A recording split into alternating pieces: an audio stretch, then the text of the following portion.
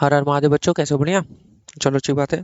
तो अपना ये इंडियस 23 का लास्ट क्लास है। इसके बाद अपना 23 खत्म हो जाएगा। इसमें हम लोग सारे क्वेश्चन अपने जो बचे हुए, एक ही कॉन्सेप्ट है अपना, टाइप ऑफ बोरिंग, मतलब ये एक कॉन्सेप्ट है। इसके बाद जो छोटे छोटे कॉन्सेप्ट है वो भी इसी में खत्म हो जाएंगे। मतलब एक और कॉन्सेप्ट है जिसका बस एक ही क्वेश्चन है। यही आपका मेन कॉन्सेप्ट है, आप ये कह सकते हो। मतलब इससे आपकी क्वेश्चन आने की चांसेस बहुत ज़्यादा है, क्योंकि सर ये आपका जो है कई बार सर आया हुआ है, कई बार बच्चों। अभी इसको क्या हो गया यार, अभी इसको भी खराब होना था। हम्म, तो सर ये आपका जो है, ये आपका वेरी इंपॉर्टेंट है, ये कॉन्सेप्ट। तो अभी तक हम लोगों ने बहुत सारी चीजें पढ़ ली हुई हैं, आप लोग को भी मालूम है हम लोगों ने इतने सारी चीजें पढ़ ली हैं। इंडेक्स 23 पूरा खत्म होने को है। ठीक है, रिकॉर्डिंग हो रही है ना यार?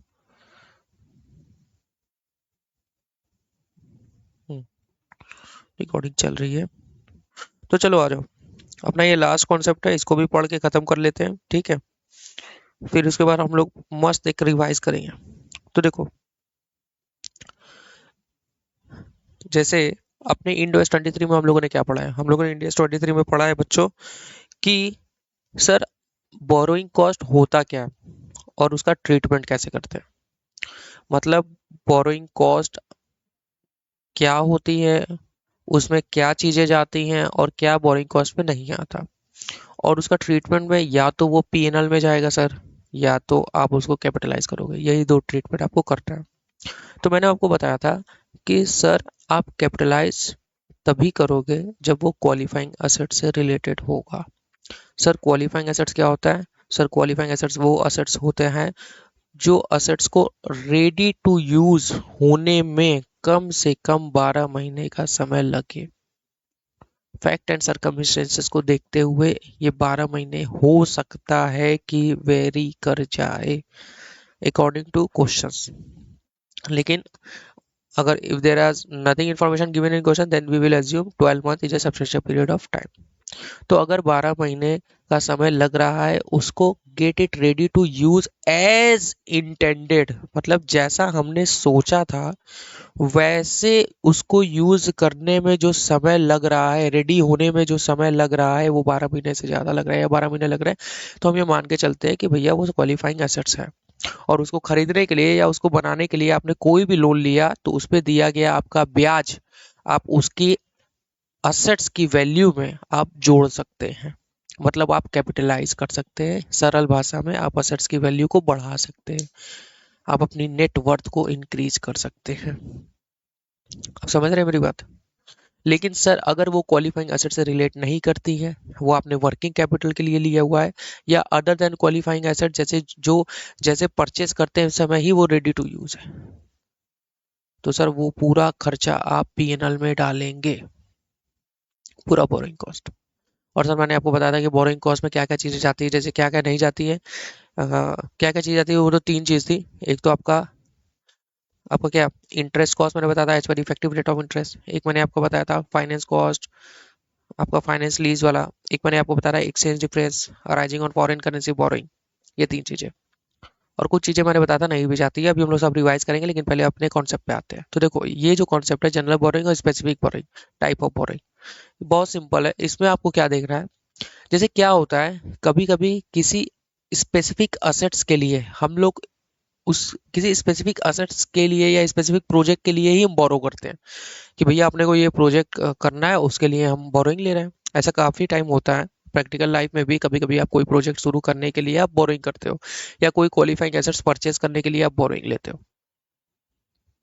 तो अगर अगर आपने ऐसा स्पेसिफिक डायरेक्ट रिलेशनशिप है, मतलब ये लोन ही उसके लिए लिया हुआ है, तो अगर डायरेक्ट रिलेशनशिप है तो सर वो माना जाएगा स्पेसिफिक बोरिंग। और कभी कभी ऐसा भी होता है सर, हमने जो बोरिंग ली हुई है उससे मशीन ए भी बना रहे हैं, उससे मशीन बी भी बना रहे हैं। मतलब अगर आप मैन्युफैक्चरिंग का काम कर रहे हैं या कुछ और बड़े बड़े डैम्स बना रहे हैं या रोड्स बना रहे हैं, उससे क्रेन आपने लिया हुआ है, वो किसी और प्लॉट पे लगी हुई है, वो किसी और प्लॉट पे लगी हुई है, मतलब किसी और प्रोजेक्ट, किसी और कई प्रोजेक्ट पे काम कर रही है।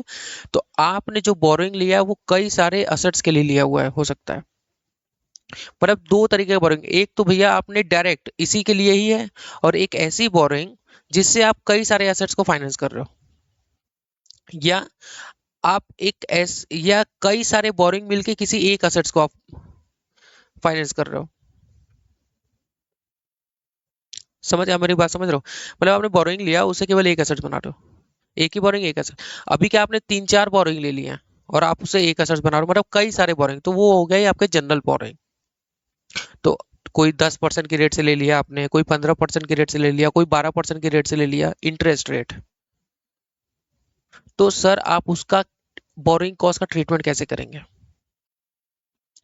तो देखो, करना सिंपल है, बहुत सिंपल तो सभी है यार, कुछ नहीं है, बस समझने को है।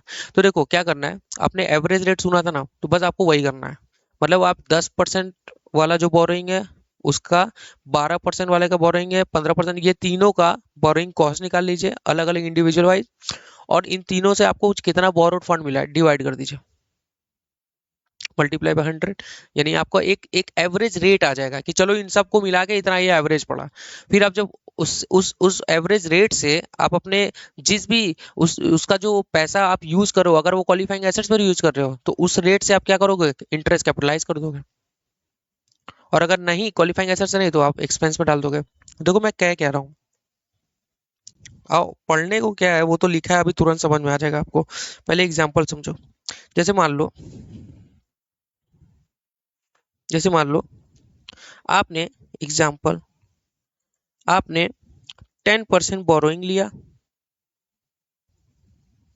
मतलब बैंक से आपने बोरोइंग किया ऑफ रुपीज, आपने 10 लाख रुपए बोरो किए for purchase of qualifying assets. Sir आपने उस 10 लाख रुपए क्वालिफाइंग एसेट्स ए के लिए आपने पूरा यूज कर लिया। तो सर यहाँ पे जो आपका रिलेशन है, ये आपका जो रिलेशन है, ये आपका डायरेक्ट रिलेशन है, इसका और इसका, मतलब बोरोइंग का और आपका क्वालिफाइंग एसेट्स का आपका डायरेक्ट रिलेशन है। आप देख रहे हैं, आपका डायरेक्ट रिलेशन, मतलब आपने ये बोरो लिया है, आपने डायरेक्ट, ये कौन सा एसेट्स है, क्वालिफाइंग एसेट्स ए के लिए। लेकिन कभी कभी क्या होता है सर, कभी कभी क्या होता है, सर कभी कभी आता है कि आपने ये 10% बोरोइंग लिया, कोई 10% आपने बोरोइंग लिया ऑफ रुपीज 5 lakhs, आपने 5 लाख लिया है। कोई 9% आपने बोरोइंग लिया, कहीं दूसरे बैंक से आपको कम में मिल गया तो आपने वो भी ले लिया of rupees 4 lakh for purchase of qualifying assets ए। मतलब यहाँ आपने दो बोरोइंग लिया है, एक 10% वाला लिया है, एक 9% वाला लिया है, और ये दोनों आपने क्वालिफाइंग एसेट्स ए के लिए लिया हुआ है, तो यहाँ आपकी दो बोरोइंग हो गई। और आपने ये अगर पूरा पैसा, जैसे मैं अगर ये मान के चल रहा हूँ कि एक्सपेंडिचर ऑन क्वालिफाइंग एसेट्स जो हुई है, वो मान के चल रहा हूँ ऑफ रुपीज 9 लाख, मतलब ये पूरा पैसा आपने 9 लाख रुपया उस पर खर्च कर दिया। तो सर आप कैसे कैपिटलाइज करोगे? तो देखो, करना कुछ नहीं है, अगर आपको वेटेड एवरेज कैपिटलाइजेशन रेट निकालना है कि sir weighted average capitalisation rate निकाल लूं मैं, तो आप 5 लाख का 10% निकाल लो। सर ये कितना हो गया? सर ये आपका हो गया 50,000। सर इसका भी आप 10% निकाल लो, इसका 10% आपका कितना, 9%, सॉरी इसका तो 9% है ना सर, 9% इसका हो जाएगा आपका 36,000। तो सर इसका हो गया 50,000, यानी 50,000 प्लस 36,000, ये आपकी क्या हो गई सर? ये आपकी हो गई बोरोइंग कॉस्ट। और बोरोइंग फंड कितनी है सर? बोरोइंग फंड है आपकी 5 लाख ये और 4 लाख ये, कितनी हो गई सर? 9 लाख। तो यानी ये दोनों को आप जोड़ लीजिए, 5 lakh plus 4 lakh, multiply by 100 कर लीजिए क्योंकि आपको रेट निकालना है। तो सर 50,000, 36,000, ये हो गया 86,000, divide by 9 lakh, multiply by 100। तो सर एक एवरेज रेट आ गया आपका 9.56%। सर आप कैपिटलाइज कैसे करोगे? कोई दिक्कत नहीं है सर, आप 9 लाख आपने खर्च कितना किया है, जितना खर्च करोगे उतने पे मिलेगा ना। 9 लाख का 9.56% निकाल लीजिए। सर ये आ गया आपका 86,000, राउंड ऑफ। मतलब देखो यहाँ भी आपका 86,000 आ रहा था, यहाँ भी आपका 86,000 आया। मेरा 86,040 आया है, क्योंकि वो 5-6% है। मैं अगर उसको 5-6-6-6 लेता तो वो वही आता। आप समझे मेरा बात? आपको क्या करना है, एक एवरेज रेट निकाल लेना। इसी में एक ट्विस्ट बताता हूँ। अगर मान लो, हाँ, आपने आपने ये 10 लाख खर्च कर दिया होता। सर 10 लाख ऐसे खर्च कर दे, अरे यार, कुछ पैसा अपना भी लगाओगे कि केवल बैंक का पैसा लगाओगे? बैंक भी कहती है कि सर आप कुछ भी मार्जिन मनी लगाओ। यानी 9 लाख आपने आपने 9 लाख, सर 9 लाख आपने आपने लोन लिया, और 1 लाख आपने अपने पॉकेट से लगाया। तो सर क्या आप पूरे 10 लाख पे कैपिटलाइज करोगे? नहीं, मैंने पहले भी बताया, जितनी बोरोइंग है सर उससे ज्यादा कैपिटलाइज नहीं कर सकते। लेकिन लेकिन जो आप रेट निकालोगे, अब आप रेट कैसे निकालोगे? देखो ये तो 50,000 ही रहेगा और ये 36,000 ही रहेगा, बोरोइंग कॉस्ट आपकी 50,000 प्लस 36,000।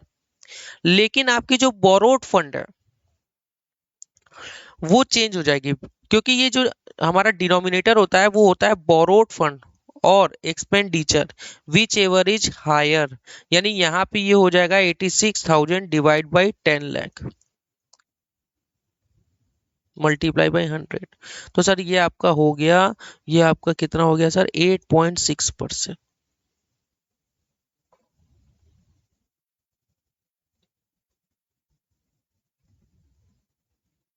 और सर आपका कितना हो जाएगा सर? आपको कितना आपको कितना आपने पूरा खर्च किया है? 10 लाख। 10 लाख का आप कितना परसेंट कर लो सर?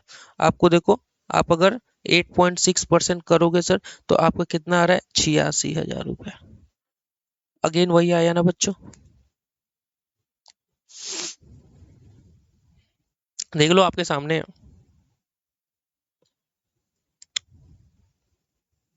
अगर आप यहाँ वही 9 लाख ले लेते तो आपका रेट गड़बड़ आ जाता।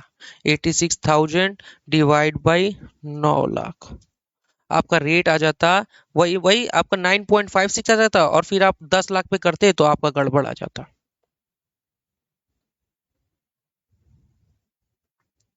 मतलब आपको कहने का क्या है सर? सर आपको क्या कहना चाहते हो कि आप जो ये लोअर लोगे वो बोरोड फंड और expenditure whichever is higher लोगे। ऐसा इसलिए है बच्चों, क्योंकि आपको एक रेट निकालना है। आपको ये कैपिटलाइजेशन के लिए नहीं है, मतलब कैपिटलाइजेशन के लिए तो है, लेकिन यहाँ पे आपको ये रेट निकालने के लिए बोरोड फंड और expenditure whichever is higher लेना पड़ेगा। ऐसा इसलिए क्योंकि आप जो ज्यादा वाला पोर्शन लोगे उससे आपको रेट कम से कम आएगा।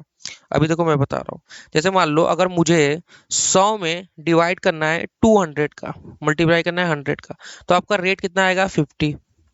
अगर मैं 100 में डिवाइड करूंगा 100 का, मल्टीप्लाई बाय 100 का, तो आपका रेट आएगा 100%। तो ज्यादा लेने की वजह से, डिनोमिनेटर अगर मैं ज्यादा लेता हूं तो आपका रेट कम आएगा। तो आप कम कम निकालने का मतलब क्या है? क्योंकि आपको रेट कम आना चाहिए ना, क्योंकि आप एक्सपेंडिचर ज्यादा ले रहे हो, 10 लाख ले रहे हो आप। आपको समझ में आएगा, ज्यादा परेशान नहीं हो, आपको अभी तुरंत समझ में आ जाएगा। अच्छा, एक चीज और सोच रहा था आपके लिए। आपको अगर वो होगा तो बताना, कि अगर आपको चाहिए, कि मैं सोच रहा था कि जो मैं ये सॉल्व कराता हूँ उसकी भी आपको, जैसे ये सब मैंने सॉल्व जो कराया है, ये पूरा प्रिंट करके आपको एक बुक बना के दे दूँ। सर ऐसे तो हम लोग लिखेंगे ही नहीं। तो नहीं, ऐसा तो नहीं होगा कि आप लिखोगे नहीं, क्योंकि हर लोग अपनी नोट्स तो बनाते हैं, हर बच्चे। बस आपके लिए एक थोड़ा सा सपोर्टिंग रहेगा कि आपके पास ये भी है लिखने के लिए। चलो मैं सोचता हूँ, आप लोग कमेंट में बताना कि सर आप ऐसा कर सकते हैं, बिल्कुल हम लोग ऐसा चाह रहे हैं, तो मैं करूँगा उसको। तो देखो ये क्या लिखा हुआ है। सर सर लिखा हुआ है,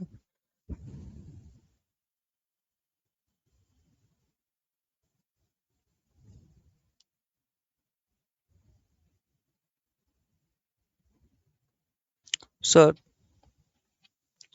दो तरीके के बोरिंग है सर। टाइप ऑफ बोरिंग दो तरीके के सर। दो तरीके की अपनी बोरिंग है sir. Type of boring specific boring है सर, और सर जनरल बोरिंग है। स्पेसिफिक बोरिंग क्या होती है sir? If direct relationship between qualifying assets and borrowed fund can be stabilized, then it will be considered as a case of specific borrowing। मतलब अगर direct relationship है borrowing और expenditure में, qualifying assets में, तो आपका स्पेसिफिक बोरिंग माना जाएगा। In this case we will capitalize the total borrowing cost to the total related asset. मतलब जितनी बोरिंग कॉस्ट है हमारी एक्चुअल में, वो हम लोग कैपिटलाइज कर सकते हैं। ठीक है। अब बोल रहा है if there is no direct relationship, मतलब आपका कोई डायरेक्ट रिलेशनशिप नहीं है बिटवीन क्वालिफाइंग एसेट, मतलब बोरोड फंड के लिए, बोरोड फंड और क्वालिफाइंग एसेट में कोई डायरेक्ट रिलेशन नहीं है, तो वो जनरल बोरिंग माना जाएगा। देयर में be multiple boring and multiple qualifying assets. एक एसेट्स के लिए कई सारे बोरिंग, एक एक बोरिंग से कई सारे assets. Under these case, borrowing are not undertaken specifically for qualifying assets, but these are undertaken for a project as a whole। मतलब आपने ये जो बोरिंग किया है उससे आप पूरा प्रोजेक्ट बना रहे हो, उसमें कई सारे, जैसे कोई अगर, जैसे मैं अगर कहूँ कि फैक्ट्रियां बनती हैं तो वहाँ बिल्डिंग्स भी बनते हैं, कुछ बड़े बड़े मशीन भी असेंबल होती है, और मैन्युफैक्चरिंग भी होते हैं, तो ये सारी चीजें। तो देखो आपको उस केस में क्या करना है, आपको वेटेड एवरेज कैपिटलाइजेशन रेट निकालना है, और वो कैसे निकलेगा? देखो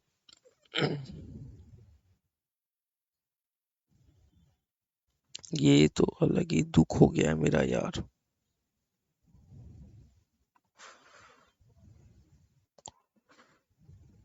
इसका कोई तोड़ निकालना होगा, चलो देखो। तो वेटेड एवरेज कैपिटलाइजेशन रेट कैसा निकलता है sir? Total borrowing cost divide by total borrowed fund और total expenditure on qualifying assets, whichever is higher, multiply by 100। It should not be notional, it should not be notional. Notional इसलिए मैंने लिखा है क्योंकि अगर आप जो है अगर आप जो है बोरोड फंड और एक्सपेंडिचर में वो कम वाला पोर्शन ले लेते हो, मतलब जैसे मैं बता रहा हूँ देखो, जैसे जैसे जैसे जैसे जैसे मैंने ये एग्जांपल कराया, मान लो इस केस में आपने, जैसे मैंने बोला कि 10 लाख खर्चा कर दिया, ऐसा भी तो हो सकता है कि आपने 5 ही लाख रुपए खर्च किया, तो 5 लाख अगर आपने ले लिया, जैसे ये 50,000 हो गया, ये 36,000 हो गया, और डिवाइड बाई आपने क्या किया, आपने ये 5 लाख ले लिया, मल्टीप्लाई बाई 100, तो आपका कितना आ जाएगा परसेंटेज? देखो 86,000 divided by 5 lakh multiply by 100, sir 17.2%। तो सर 5 लाख मल्टीप्लाई बाई 17.2% आप करिए, तो 86,000 तो आ रहा है, लेकिन आपका बोरोइंग कितना था? आपका बोरोइंग था सर, आपका बोरोइंग कितना था? 9 लाख का। 9 लाख की बोरोइंग थी, 5 लाख ये, 4 लाख ये। तो क्या आप 9 लाख का पूरा 86,000, क्योंकि इस पे तो पूरा बोरिंग कॉस्ट, एक्चुअल में बोरिंग कॉस्ट तो 86,000 पूरा कैपिटलाइज करोगे? नहीं, क्योंकि आपने तो पूरा खर्च ही नहीं किया। तो देखो ये जो बता रहा है 86,000, दिस इज रॉन्ग। समझ में आ रही है? इसीलिए मैंने बोला विच एवर इज हायर लोगे, यानी यहाँ पे 5 लाख नहीं लेंगे, यहाँ पे आप लेंगे सर 9 लाख। 9 लाख से सर कितना परसेंटेज आ रहा था सर? 9 लाख पे हमने निकाला था तो सर 9.56%। तो सर 5 लाख मल्टीप्लाई बाई 9.56%, तो सर कितना ये करेगा? 5 लाख मल्टीप्लाई बाई 9.56%, तो सर ये हो गया 47,800 आप कैपिटलाइज करोगे। अरे भैया, आपने खर्च ही नहीं किया, आपने 9 लाख में से केवल 5 लाख खर्च किया है, तो 4 लाख का क्या आप जबरदस्ती कैपिटलाइज करोगे? भले डायरेक्ट रिलेशनशिप है, ऐसा नहीं ना कि मतलब कुछ भी। आप समझ रहे मेरी बात? दोनों में से हायर का कॉन्सेप्ट क्या हुआ? समझ रहे हो ना मेरे बच्चों? चलो।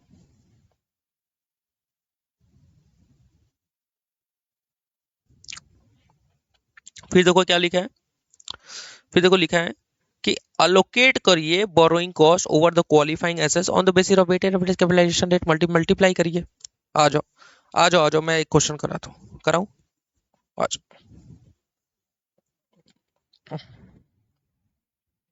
एग्जाम्पल कराता हूँ। मैं ऐसे, आप लोग इधर करो, मैं बगल में लिखता हूँ, ठीक है? क्योंकि इस पे लिखने से ना मेरा हिल जाता है तो गड़बड़ हो जाती है। Example, x limited borrowed a fund of rupees 10 lakh at the rate 10%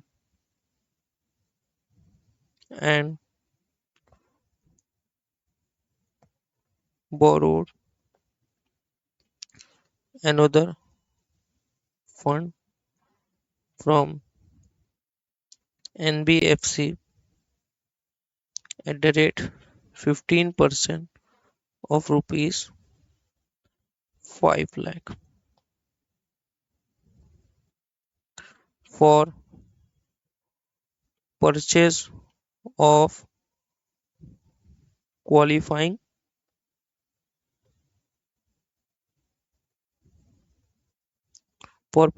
qualifying assets of rupees 15 lakh.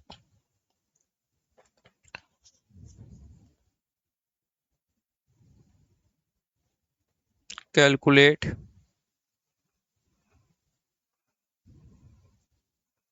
weighted average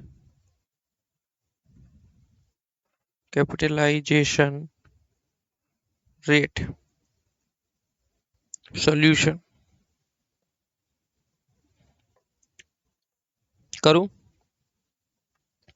दो जनरल बोरिंग है, एक स्पेसिफिक असेट्स के लिए, तो हम ये मान के चल रहे हैं सर ये जनरल बोरिंग है। ठीक है, तो देखो करना क्या है अपने को,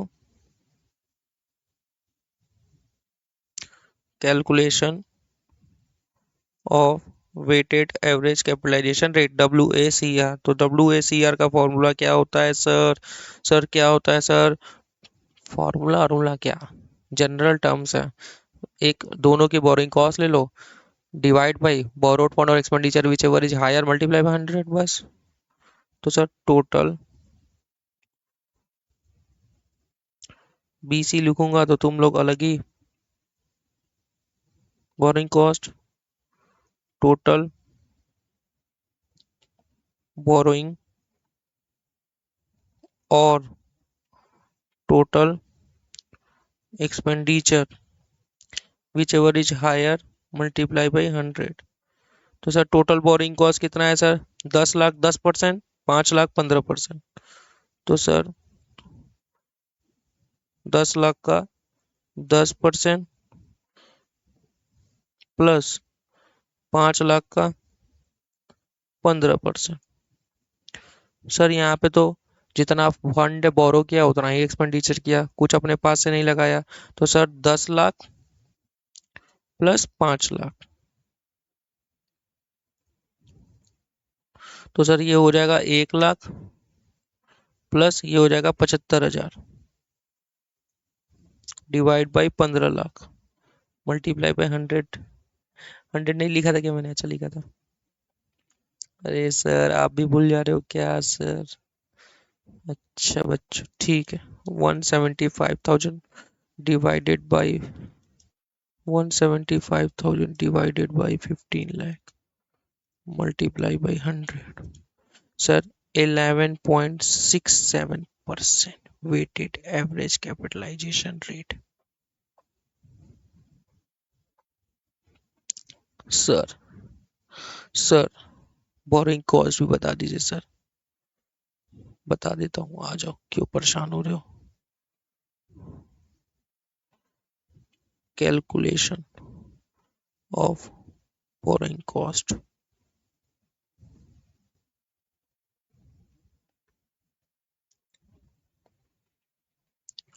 एक्सपेंडिचर ऑन क्वालिफाइंग एसेट्स कितना हुआ है? 15 lakh. Weighted average capitalisation rate 11.67%। Borrowing cost, अगर ये ए है ये बी है तो सर ये A multiply by B, 15 lakh multiply by 11.67%। Sir sir 1,75,000। अभी क्या 50 रुपया आया है तो मैं लिखूं क्या? लिख देता हूँ 1,75,000 50, 1,75,000 अप्रोक्स। जो यहाँ आपकी थी 1,75,000 वही आपका यहाँ भी आया है सर। लिख लो लिख लो।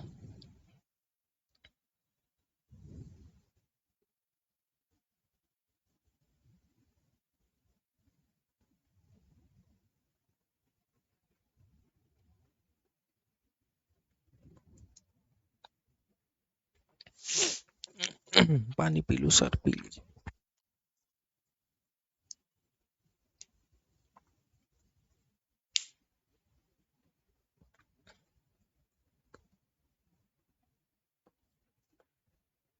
अरे क्या तुम लोग भी कोई कहानी लिखने क्या गए पे ऐसे?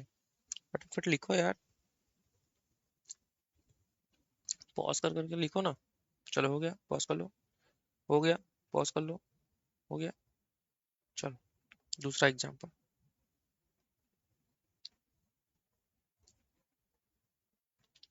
चलो मैं थोड़ा सा, लेकिन जब मैं ऐसा करता हूँ यार ना, तुम लोग ऐसा नजर लगा देते हो कि मैं ये कर ही नहीं पाता हूँ।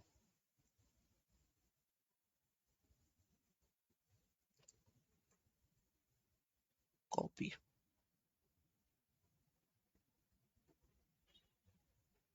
फिर नहीं हुआ।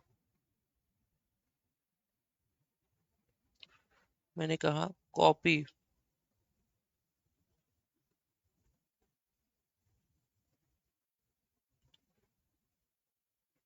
मैं कह रहा हूँ यहाँ पेस्ट हो जाओ। ओ माय गॉड, वाह। बस मुझे करना क्या है यहाँ पे, मैं ये सेम चीज कह रहा हूँ बट थोड़ा सा इसको मैं थोड़ा अच्छे से ऊपर कर दूं, थोड़ा और नीचे। हाँ ये सही है। अभी देखो, बोरो किया है ठीक है, fund 10 lakh 10%, another fund 15% for purchase of qualifying assets of rupees. यहाँ पे मैं लिखूंगा 20 लाख। सर ये 15 लाख नहीं खर्चा किया, इसने जो खर्च किया है रुपीज 20 लाख रुपए खर्च किए हैं सर। सर इसने 20 लाख रुपए खर्च कर दिया, 20 लाख रुपए सर इसने खर्च कर दिया। And borrowing cost to be capitalized. Sorry. अब सर तो देखो क्या करना है, विच एवर इज हायर लेना है बस, और कुछ नहीं। मतलब मैं इसको भी कॉपी कर लूँ क्या? तुम लोग से देखा नहीं जा रहा होगा ना कि सर आप प्लीज ऐसा मत करो, हम लोग से बिल्कुल देखा नहीं जा रहा है ना? तुम लोग ऐसा ही सोच रहे हो ना? मैं करूंगा, तुम लोग को जो करता है मैंने, तुम लोग कर लो। मैं करके दिखाऊं? मैं कर लिया, जो करना है तुम लोग को कर लो। ज्यादा मत बोल लो यार, नहीं तो तुम लोग नजर लगा दोगे ऐसा कि मेरा ये चलना ही बंद हो जाता है कभी कभी। तो सर टोटल बोरिंग कॉस्ट यहाँ पे वही 10 लाख का सर। ओ माय गॉड कितना था? 10 लाख का 10%, 5 लाख 15 लाख का। हाँ 10 लाख 10% और 5 लाख का 15%। तो सर 10 लाख का 10% प्लस 5 लाख का 15% डिवाइड बाई सर 15 लाख। तो सर ये आपका हो गया 1 लाख, ये आपका हो गया सर 75,000। यार मैंने ऊपर कैलकुलेशन सही किया है क्या? है ना? हाँ, सही सही। सही है ना ये? हाँ, 10 लाख का 10%, 5 लाख का 15%। ठीक है ठीक है, सही तो है। मैं क्या गड़बड़ा रहा हूँ क्या मैं? डिवाइडेड बाई, और यहाँ लिखना था सर, और विच वन इज हायर, तो यहाँ पे सर 15 लाख नहीं जाएगा सर, यहाँ 20 लाख रुपए जाएगा सर, यहाँ 20 लाख रुपए जाएगा सर। ऐसा क्यों आ जाओ, मैं लिखवा देता हूँ ऐसा, मैं आगे लिखवा दूंगा। अभी मैं पहले सॉल्व कर लेता हूँ, सॉल्व कर लूँ, पहले मैं सॉल्व कर लेता हूँ, फिर मैं लिखता हूँ। मुझे मालूम है तुम लोग परेशान हो रहे हो सर, हम लोग परेशान नहीं हो रहे, इतना बेवकूफ मत समझिए हमें। हमें पहले ही मालूम है विच एवरेज हायर लेते हैं, तो ठीक है ना? बताए तो इतना क्या तुम लोग बनते हो यार। सर ये आ गया 8.75%, 8.75% सर। सर इसका कमेंट लिख दूं? Since since expenditure on qualifying assets is greater greater than borrowed fund,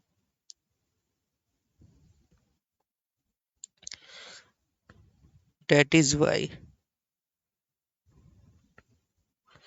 total expenditure is taken in calculation of weighted average capitalization as borrowed fund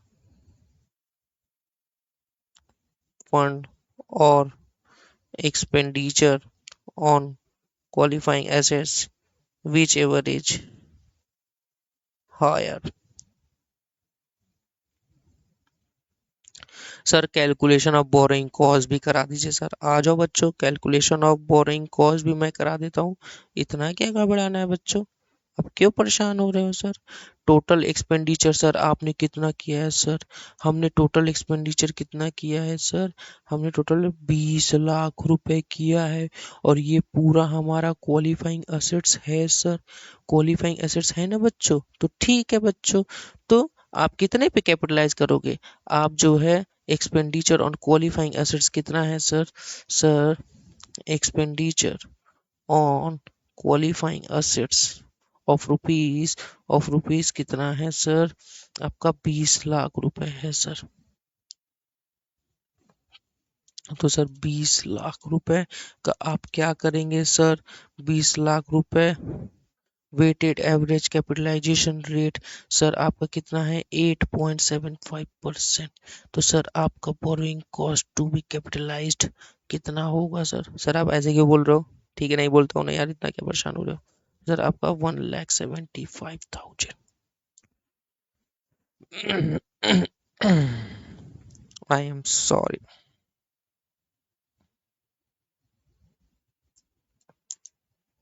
ठीक है, देखो हम लोग अपने, अच्छा मैं नीचे आ गया क्या? आई एम सॉरी, वो मैं थोड़ा बड़ा बड़ा लिखने लगा, नहीं तो मैं उतना ही तक करवा देता पूरा। चलो आपको ये लिखना है लिख लो। अच्छा आपको इसको भी ठीक करना है, ठीक है लो लिख लो।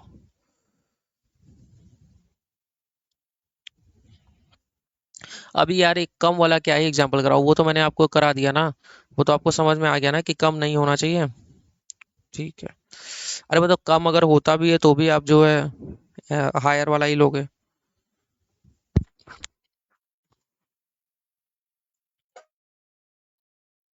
ठीक है, होल्ड कर लो। अभी इसको भी आप होल्ड कर लो, यहाँ पे होल्ड कर लो, फिर आप इसको होल्ड कर लो। चलो, अब आ जाओ, हम लोग अपना क्वेश्चन पढ़ते हैं।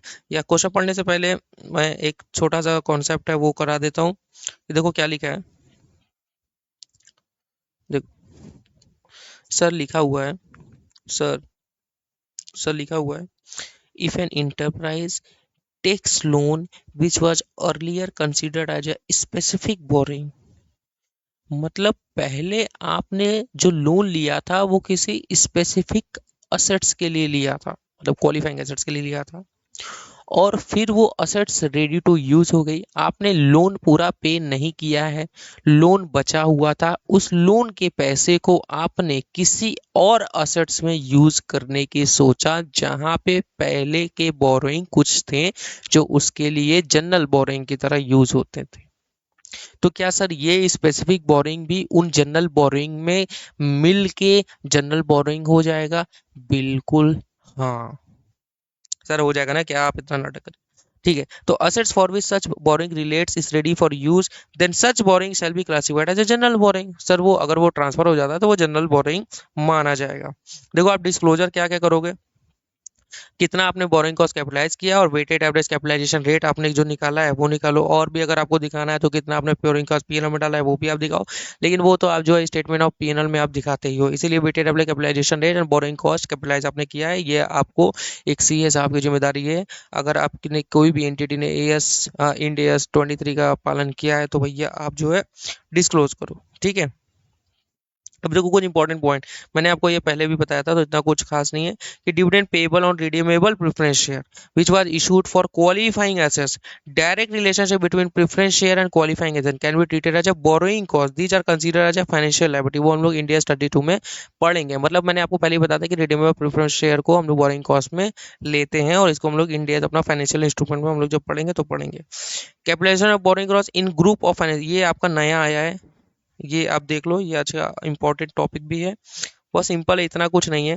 बस देखो, जैसे क्या होता है अपना सीएफएस होता है ना, कंसोलिडेटेड फाइनेंशियल स्टेटमेंट, जैसे कई सारे यूनिट होते हैं।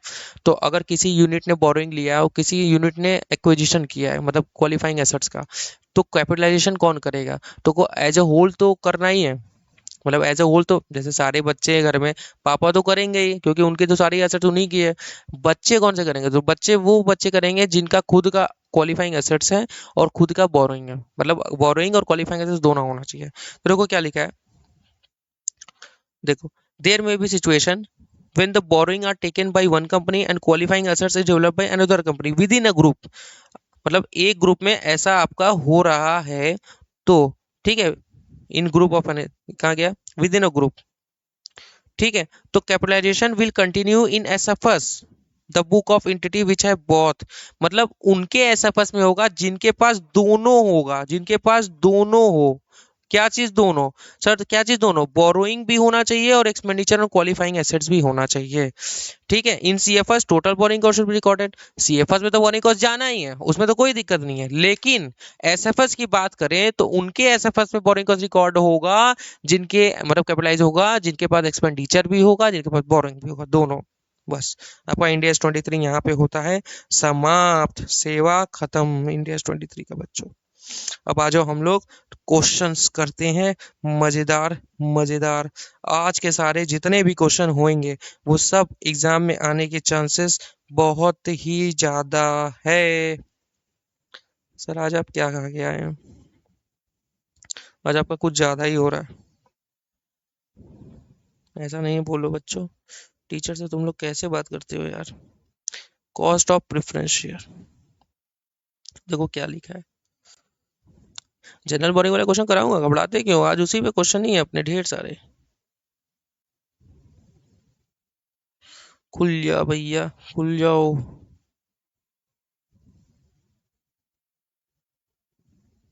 खुल गया। Sir cost of preference share पे क्वेश्चन है सर।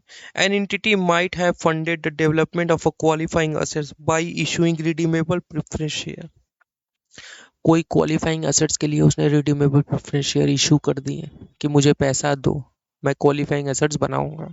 ठीक है, data redeemable at the option of the holder, जब मन चाहे वो रिडीम कर सकते हैं। So are classified as a financial liability under India 32। In this case dividend will be treated as a interest, dividend को क्या माना जाएगा? बोरोइंग कॉस्ट माना जाएगा, इंटरेस्ट माना जाएगा। And meet the definition of borrowing cost, so should be capitalized, ये capitalized होगा following the principle of specific borrowing, क्योंकि सर यहाँ डायरेक्ट रिलेशनशिप है बोरोड फंड और एक्सपेंडिचर ऑन क्वालिफाइंग एसेट्स पे। ठीक है, समझ गए? Very good.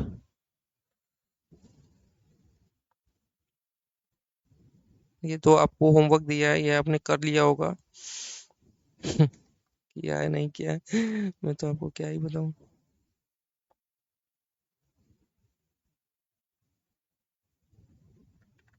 ये देखो ये भी क्वेश्चन अच्छा है। एक second.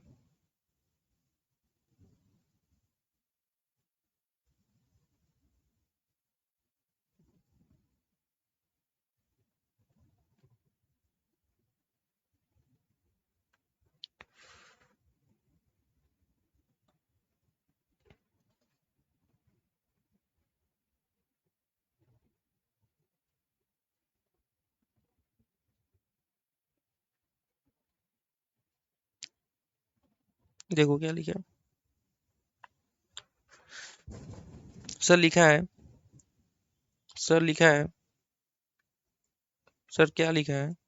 Sir on 1 April 2021 A Limited took a loan 8% of rupees 50 lakh for construction of a building A. अच्छा direct relationship which is repayable after 6 year that is on 31 March 2007। ठीक है हम लोग भी निकाल लेते हैं यहाँ से यहाँ तो 6 साल यहाँ पे ही खत्म हो रहा है। The construction of building was completed on 31 March 2003। मतलब जो है मतलब सर 1 2 3 2 साल में बिल्डिंग की कंस्ट्रक्शन कंप्लीट हो गई।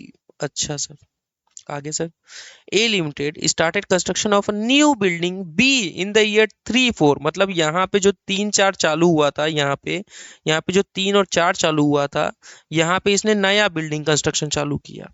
ठीक है for which he uses existing borrowing मतलब उस पे वो एग्जिस्टिंग बोरोइंग भी अपना यूज हो रहा है। He has outstanding general purpose loan of रुपए 25 lakh interest on is payable is 9% and 15 lakh interest on is payable 7%। मतलब दो बोरोइंग हमारी 25 लाख और 15 लाख की जो 9% और 7% वाली थी वो उस पर यूज हो रही थी। उसके साथ इसने क्या किया ये 50 लाख 8% वाली भी यूज करना चालू कर दिया। ठीक है क्वेश्चन हमसे क्या चाहता है।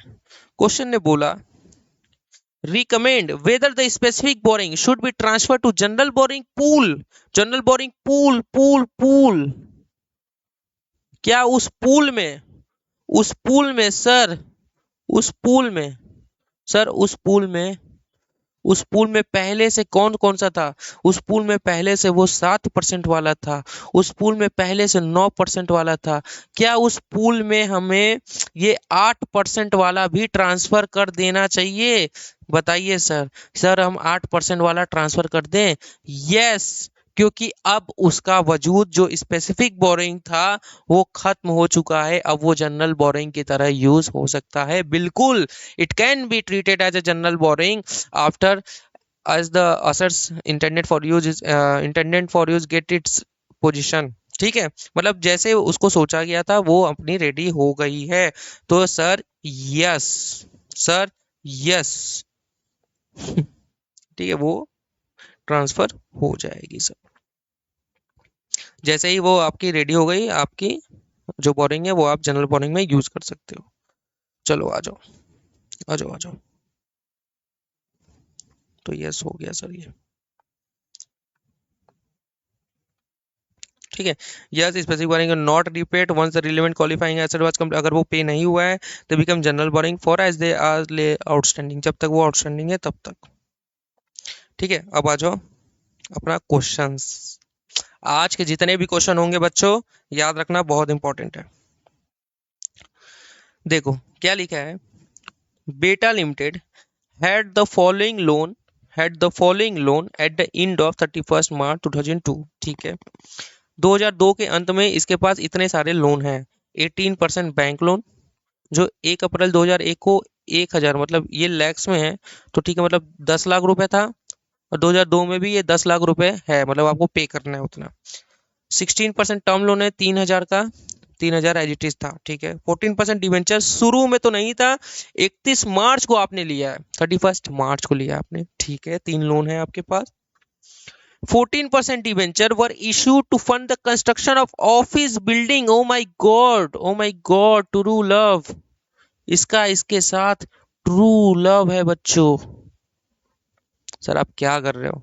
अरे है यार डायरेक्ट रिलेशनशिप मैं कहना चाह रहा हूँ बच्चों डायरेक्ट रिलेशन है इसका।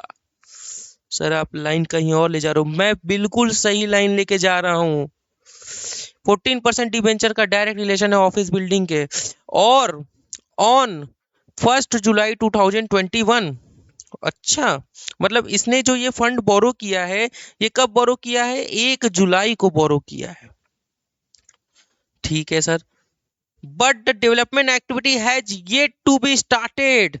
याद करो, मैंने कैपिटलाइजेशन का कुछ रूल बताया था कि sir interest should be actual cost, it should not B nominal cost. Sir expenditure on qualifying asset should be out of borrowed fund, out of not pocket expense. और तीसरी सबसे इंपॉर्टेंट जो थी वो थी काम चल रहा है। ये तीनों कंडीशन आपका फुलफिल होता तो आप कैपिटलाइज कर पाओगे। सर आप ऐसी कंडीशन कहाँ पढ़ाए हो? अरे यार तुम लोग ऐसी बात करते हो यार, मुझे बहुत तकलीफ होती है। हाँ, तुम लोग कैसी बात करते हो यार, मैंने ये नहीं पढ़ाया है। हाँ, अब आपको याद नहीं है? नहीं, मैं दिखाऊंगा। अरे सर रहने दीजिए, मुझे मिल गई नहीं, ऐसा इसने सोचा। मैं दिखाऊंगा, मैं बिल्कुल दिखाऊंगा, मैं क्यों नहीं दिखाऊं। हाँ, देखो, ये तीन कंडीशन मैंने लिखवाई है कि नहीं? इनकर expenditure out of borrowed fund, interest cost would be actual cost, undertake activity, काम चल रहा है, काम चल रहा है। ये तीनों कंडीशन फुलफिल होएगी तो ही कैपिटलाइज करेंगे। यार मैं ऐसे ही थोड़ी बोल रहा हूँ, मैंने पढ़ाया है, मैं तब बोल रहा हूँ। ठीक है। तो सर आप क्या कहना चाहते हैं सर? बोरोइंग कॉस्ट ही नहीं, बोरोइंग कॉस्ट है लेकिन ये पूरी बोरोइंग कॉस्ट जो आपने 1 जुलाई से लेके, सर आपने 1 जुलाई से लेके 31 मार्च तक जो भी बोरोइंग कॉस्ट है, वो पूरी बोरोइंग कॉस्ट किस पे? सर 14% डिवेंचर पे जो भी बोरोइंग कॉस्ट है वो पूरी कहाँ जाएगी? पीएनएल में जाएगी। अच्छा, ठीक है। अभी इस आगे क्या लिखा है? On 1 April 2001 Beta Limited began the construction of a plant being a qualifying assets. अच्छा, यूजिंग द एग्जिस्टिंग बोरिंग। अच्छा, एग्जिस्टिंग बोरिंग जो थी वो 1 अप्रैल को वही वो यूज कर रही है। वो क्वालिफाइंग एसेट्स है, ठीक है। Expenditure drawn drawn down for the construction was 5 lakh on 1 April, 25 lakh on 1 January 2002। Calculate the borrowing cost that can be capitalize for the plan. ठीक है सर, हम लोग निकालते हैं कि बोरिंग कॉस्ट अपनी कैसे निकलेगी।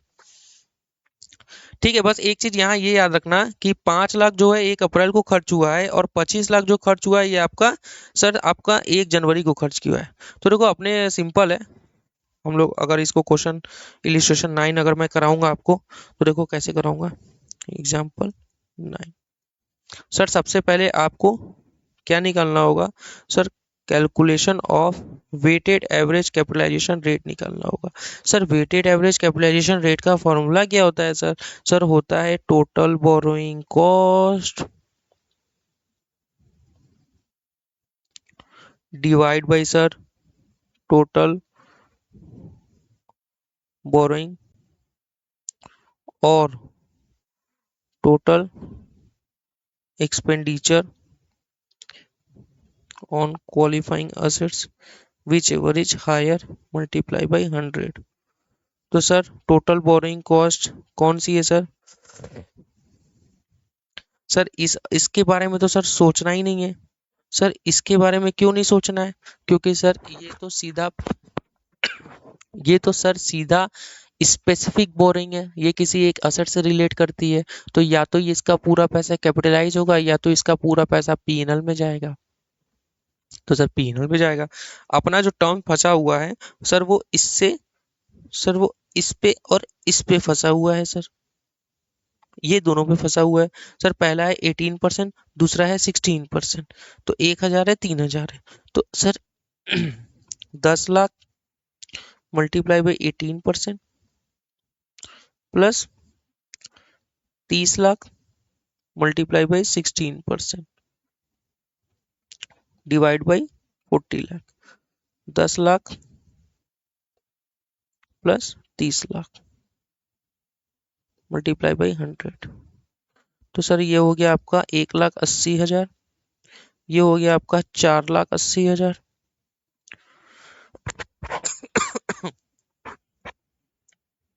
डिवाइड बाई ये हो गया सर आपका 40 लाख। Multiply by 100। सर यहाँ आपने 40 लाख कैसे ले लिया? देखो मुझे मालूम है कि खर्च कितना हुआ है, 5 लाख। सर खर्च हुआ है 5 प्लस ये 25, खर्च हुआ है 30। तो 30 और 40 विच एवर इज हायर, तो सर जो है 40 ही इसीलिए हम लोग ले रहे हैं। तो इसका अगर आप बोलोगे तो मैं कमेंट इसका लिख दूंगा, परेशान मत हो। तो सर ये आपका हो गया। पहले मैं देख लूँ 10 लाख का 18% था ना, 1,80,000। हाँ 1,80,000 plus 4,80,000 divided by 40 lakh multiply by 100। तो सर ये आपका आ गया 16.5%। सर ये आपका आ गया वेटेड एवरेज कैपिटलाइजेशन रेट। ठीक है, अब क्या निकालना है सर? बोरिंग कॉस्ट निकालना है।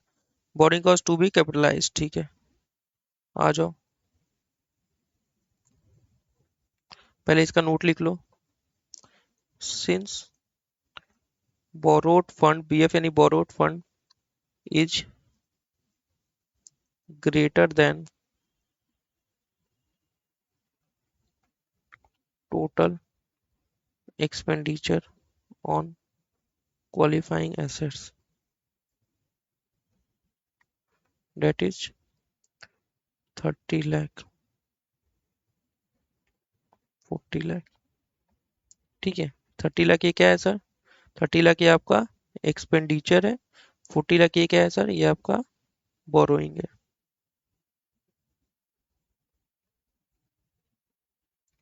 अब सर आगे calculation of borrowing cost to be capitalized. ये डायग्राम याद रखना, मतलब ये टेबल ऐसा ही आपको हर में करना रहता है। सबसे पहले आप लेंगे सर डेट, फिर आप लेंगे सर एक्सपेंडिचर, फिर आप ये लेंगे पीरियड, फिर आप निकालोगे वेटेड एवरेज एक्सपेंडिचर। सर अगर आप इसको ए मान रहे हैं, इसको आप बी मान रहे हैं, तो ये sir A multiply by B हो जाएगा। तो सर पहला आपने कब खर्च किया है सर? आपने खर्च किया है सर पहला 1 अप्रैल को खर्च किया है। दूसरा आपने खर्च किया है 1 जनवरी को। 1 अप्रैल को आपने खर्च किया है, 1 अप्रैल को, ये 1 अप्रैल को आपने खर्च किया था sir 5 lakh on 1 April, 25 lakh on 1 जनवरी। ठीक है सर। तो सर 1 अप्रैल, 1 अप्रैल को और आपने 1 जनवरी को। सर 1 अप्रैल को आपने कितना खर्च किया है सर? 5 लाख और 25 लाख। सर 5 लाख और सर 25 लाख। 5 लाख आपने 1 अप्रैल को खर्च किया है, तो यानी ये आप पूरे साल भर के लिए खर्च किया आपने, यानी आपने 12 महीने के लिए, 12 डिवाइड बाई 12, पूरे 12 महीने के लिए आपने खर्च किया है। 12 मंथ्स अगर मैं इसको कहूँ तो सर आपने इसको पूरे 12 महीने के लिए आपने किया। सर 25 लाख आपने कितने महीने के लिए आपने खर्च किया है? 1 जनवरी को। तो 1 जनवरी, ये दोनों आप, ये आप कब तक देख रहे हो? ये आप 31 मार्च को आ रहे हो, तो ये 12 महीने के लिए। और ये आपने कितने महीने के लिए किया? बस ये आपने 3 महीने के लिए किया बस, यानी कि 3 डिवाइड बाई 12। ये 12 डिवाइड बाई 12 करोगे और ये 3 डिवाइड बाई 12 करोगे, यानी कि 5 lakh weighted average A multiply by B, यानी कि क्या हो गया सर? ये 5 lakh multiply by 12 divide by 12, और ये 25 lakh. Sir 25 lakh multiply by 3 divide by 12। तो सर ये कितना आ गया सर? ये तो सर 5 लाख ही आएगा। और ये sir 25 lakh multiply by 3 divide by 12। तो सर ये आपका हो गया 6,25,000। तो सर टोटल कितना हो गया सर? सर आपका हो गया 11,25,000। Sir weighted average capitalisation rate कितना निकाला है सर हम लोगों ने? हम लोग वेटेड एवरेज कैपिटलाइजेशन रेट निकाला है सर 16.5%। तो सर बोरोइंग कॉस्ट कितना आ जाएगा? 11,25,000 है ना, 11,25,000 मल्टीप्लाई बाई 16.5%।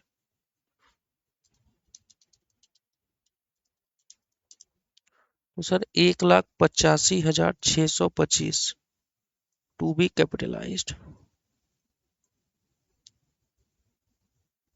सर आपने जब ये मल्टीप्लाई किया तो आपने मंथ क्यों नहीं कंसीडर किया? अरे बच्चों, ये जो 11,50,000 25,000 आप देख रहे हो, ये कैसे आया? ये मंथ को कंसीडर करते हुए आया है ना, इसमें दोनों का है, 5 लाख भी है, 6 लाख भी है। तो ये आपने ऑलरेडी मंथ कंसीडर कर लिया हुआ है। आप अगर यही मल्टीप्लाई कर दो तो वो आपका आ जाएगा, लेकिन आपने ये जोड़ के मल्टीप्लाई करो तो आपको ऐसे ही करना होगा। तो कितना आ रहा है? 1,85,625। तो देखो हम लोग देख लेते हैं आंसर इसका। 1,85,625। ठीक है, आप अगर आपको इसको सॉल्व करना है तो आप देख लो, वैसे भी सॉल्यूशन दिया हुआ है, लेकिन फिर भी आप देख लो, हम लोग सॉल्यूशन देख के नहीं करते।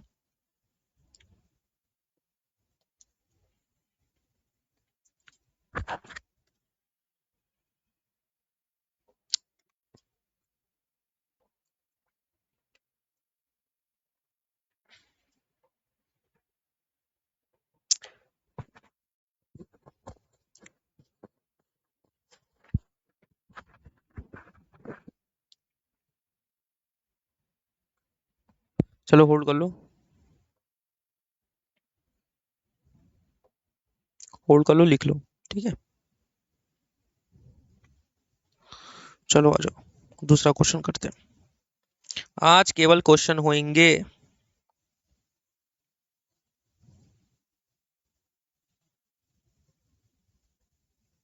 देखो ये सीएफएस वाला क्वेश्चन क्या है।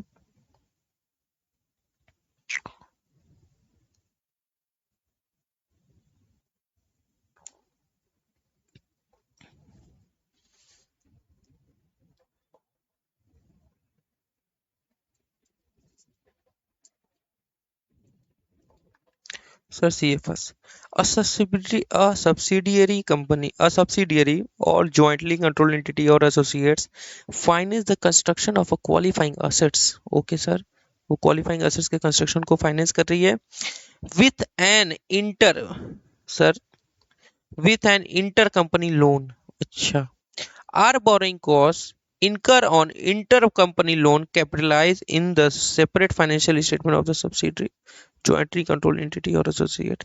सर उसने लोन लिया है और उसने एक्सपेंडिचर भी किया है, तो सर बिल्कुल कैपिटलाइज होना चाहिए। यस, बोरिंग कॉस्ट और capitalize to the extent of actual cost incur by the subsidy. जितना सब्सिडी ने लोन लिया है उतना वो अपना कैपिटलाइज करे, अगर उसने पूरा एक्सपेंडिचर कर दिया है तो। सर सर इतने इजी क्वेश्चन आएंगे? बिल्कुल आएंगे सर, क्यों नहीं आएंगे।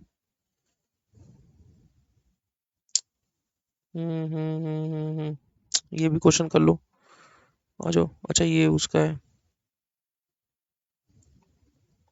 ये होमवर्क दे दूं क्या आप लोग को? देखो मैं पढ़ा दे रहा हूँ, करा भी दे रहा हूँ, आप देख लो।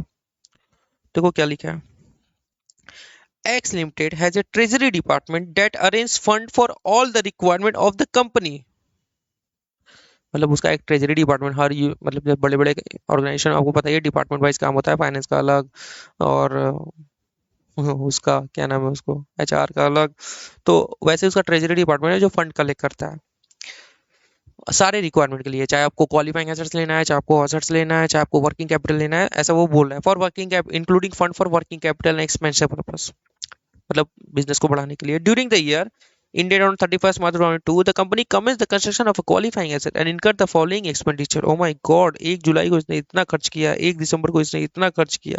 तो सर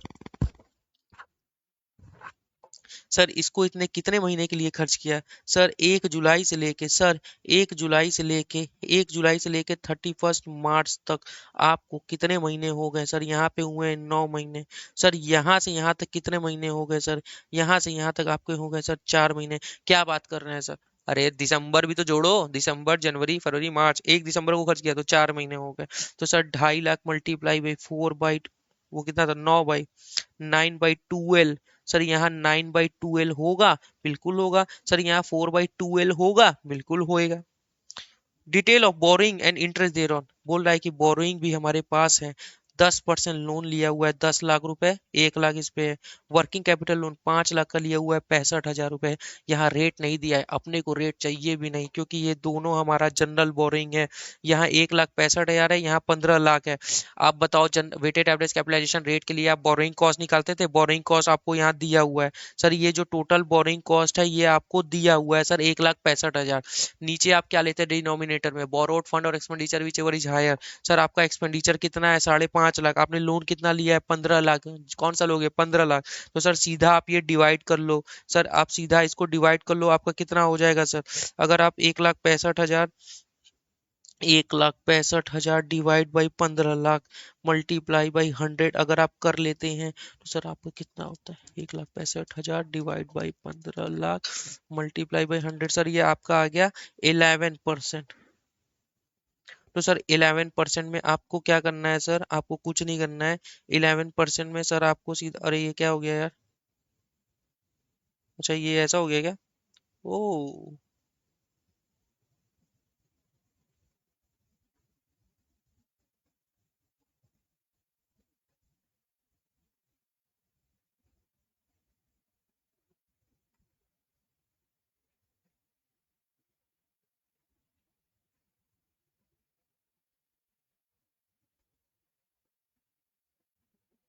ये मैं क्या कर रहा हूँ।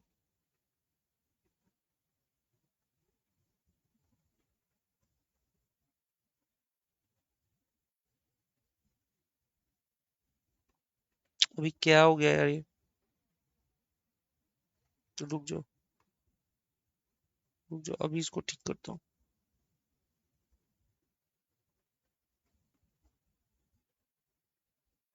ठीक हो गया।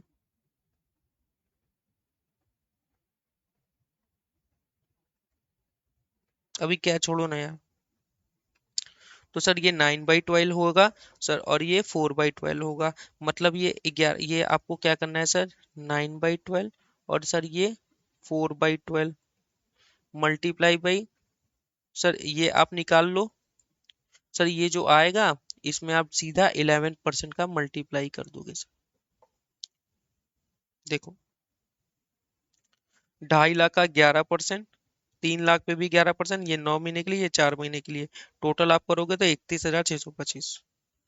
ठीक है, ये देखो निकाला हुआ है ना, ये जो हम लोगों ने 11% निकाला है।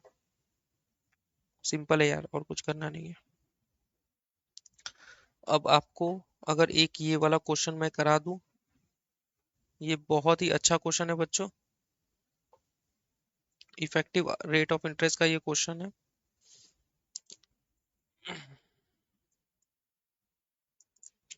सारे अस्त्र शस्त्र लेके मैं बैठूं, तब ना आपको मजा आएगा सब क्वेश्चन करने में बच्चों। चलो, वो क्वेश्चन समझ में आ गया ना, इतना कुछ टफ नहीं था, उसका आंसर भी दिया हुआ है, आपको समझ में तो आ ही गया होगा।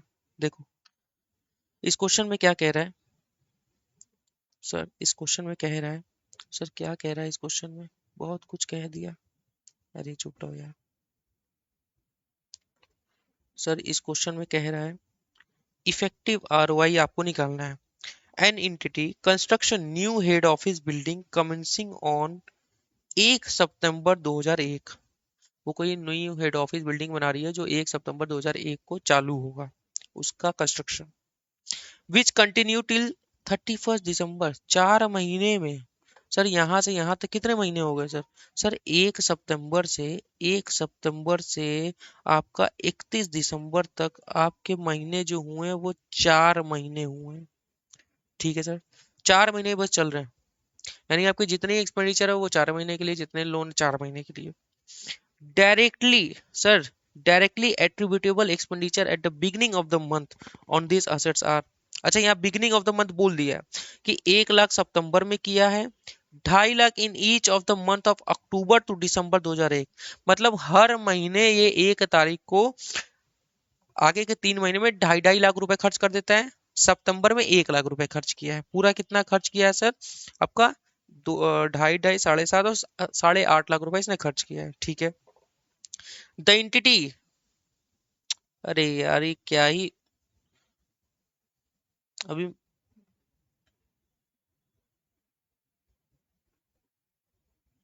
देखो क्या लिखा है।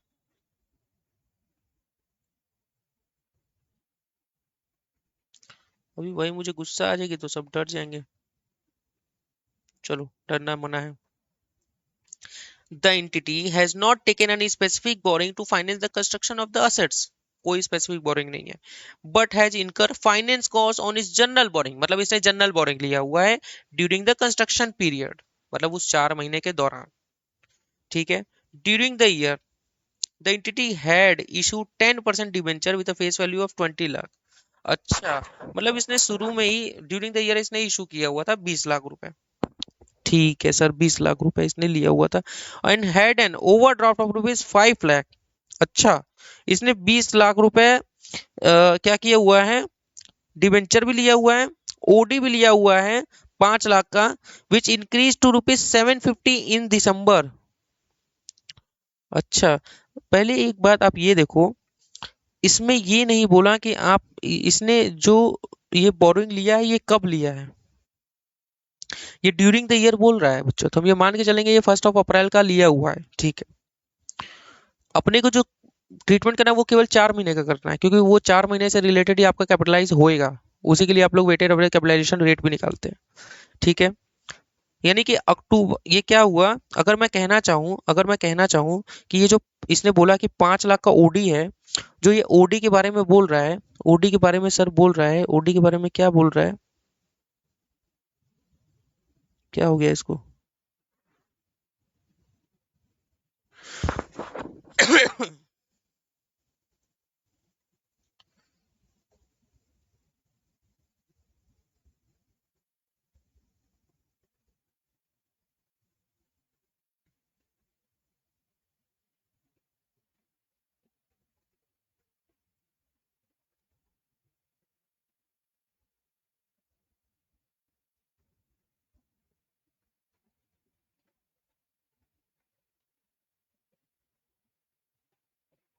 सर ये बोल रहा है कि जो सर ये ओडी है इसका, सर जो ये ओडी है इसका 5 लाख का था, वो 7.5 लाख हो गया दिसंबर में। यानी सितंबर, sir, oh my god, sir, सितंबर, अक्टूबर, नवंबर, दिसंबर। सर यहाँ तो वो 5 था, यहाँ भी 5 था, यहाँ भी 5 था, यहाँ ये 7.5 हो गया है। ओके। अभी क्या बोल रहा है, इंटरेस्ट वाज,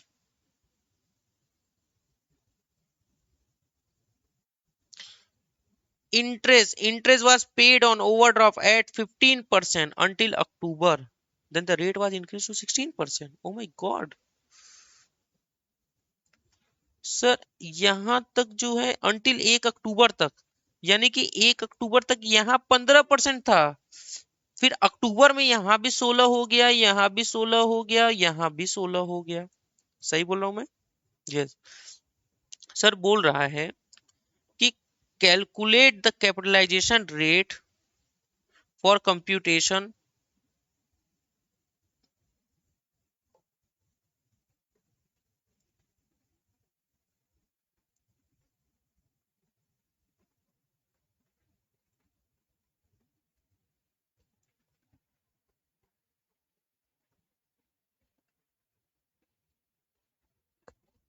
अरे इसको क्या हो गया है।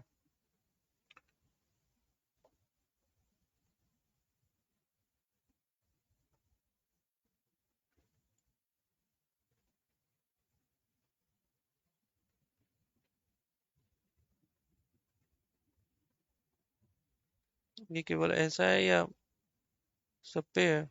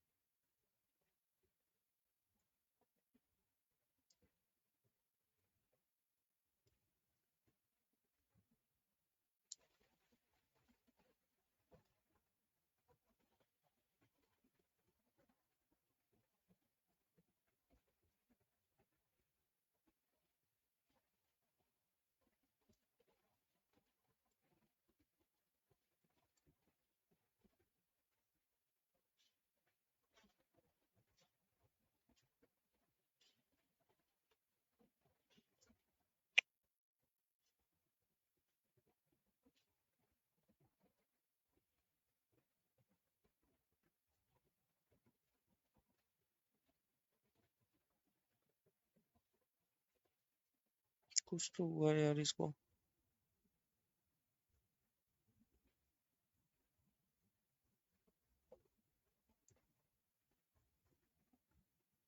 फ्रीज हो गया यार, ये काम क्यों नहीं कर रहा है इस पे।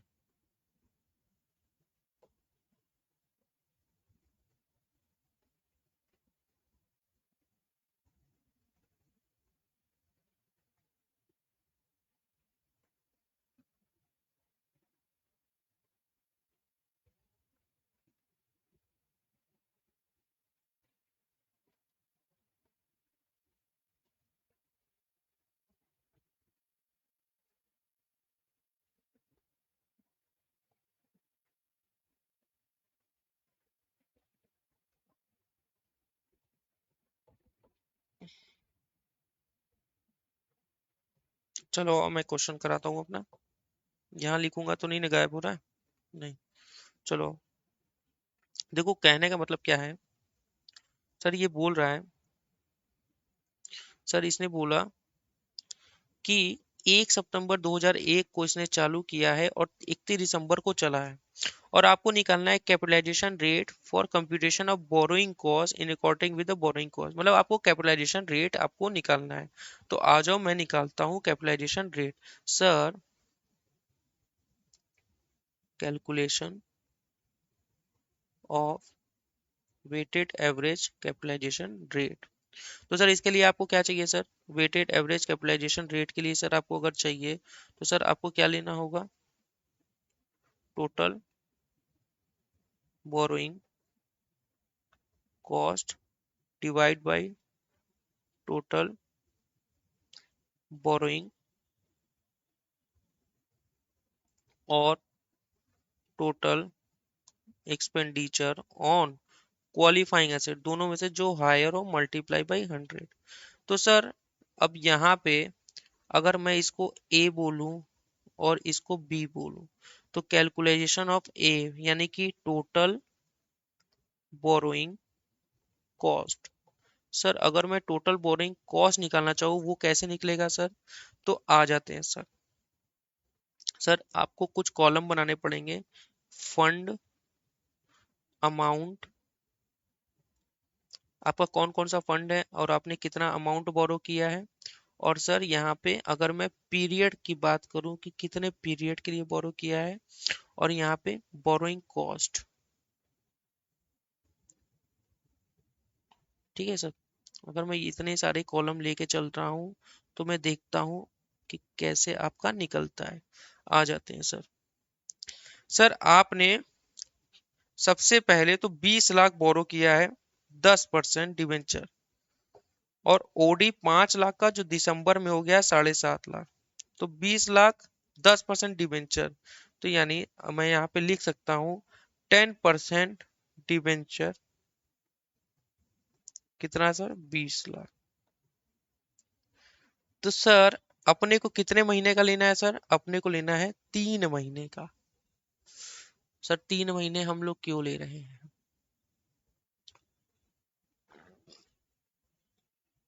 देखो पहली बात तो ये ड्यूरिंग द फंड लिया है तो हम ये मान के चल रहे हैं 1 अप्रैल को लिया है इसने। ठीक है,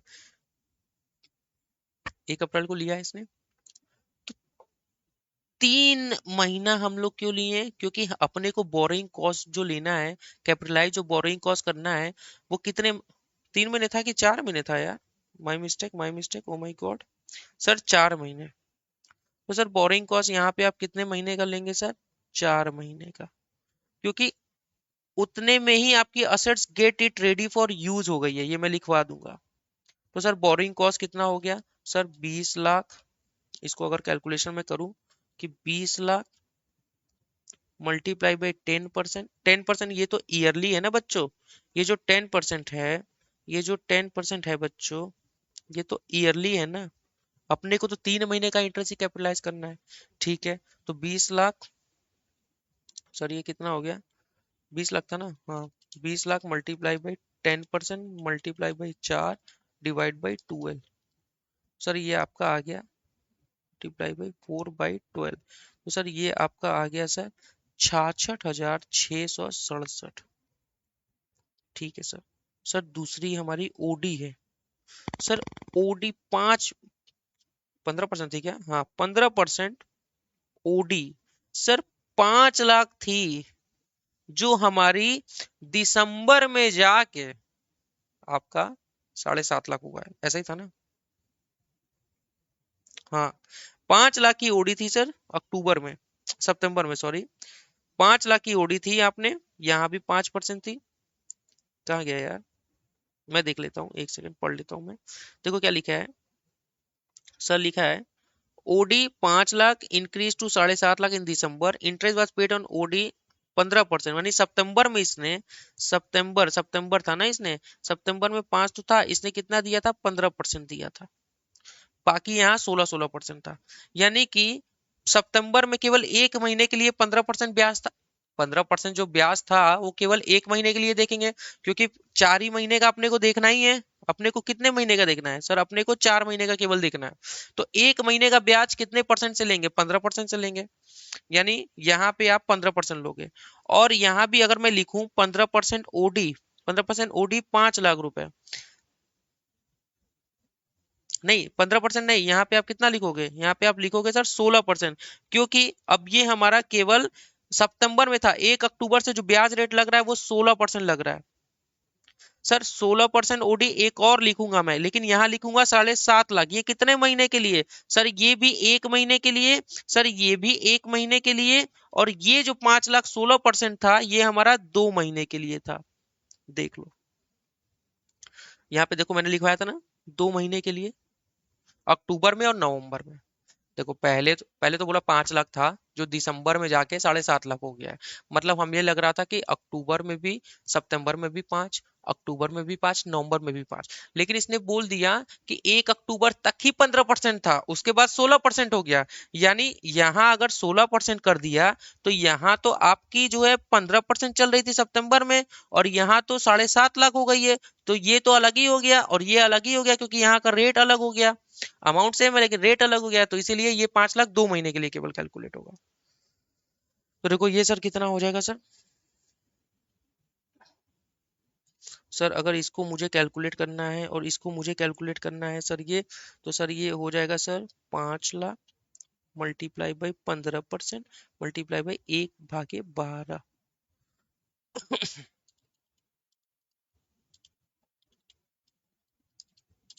तो सर ये हो गया 6250। सर इसको भी हो जाएगा sir 5 lakh multiply by 16% multiply by 2/12, 2/12।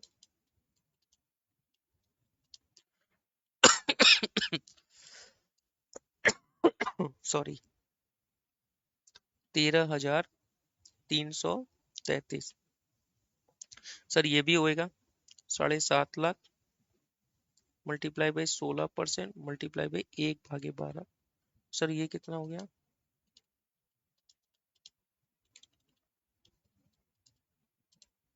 Sir ये आपका हो गया 10,000। सर आपकी टोटल बोरिंग कॉस्ट कितनी आ गई?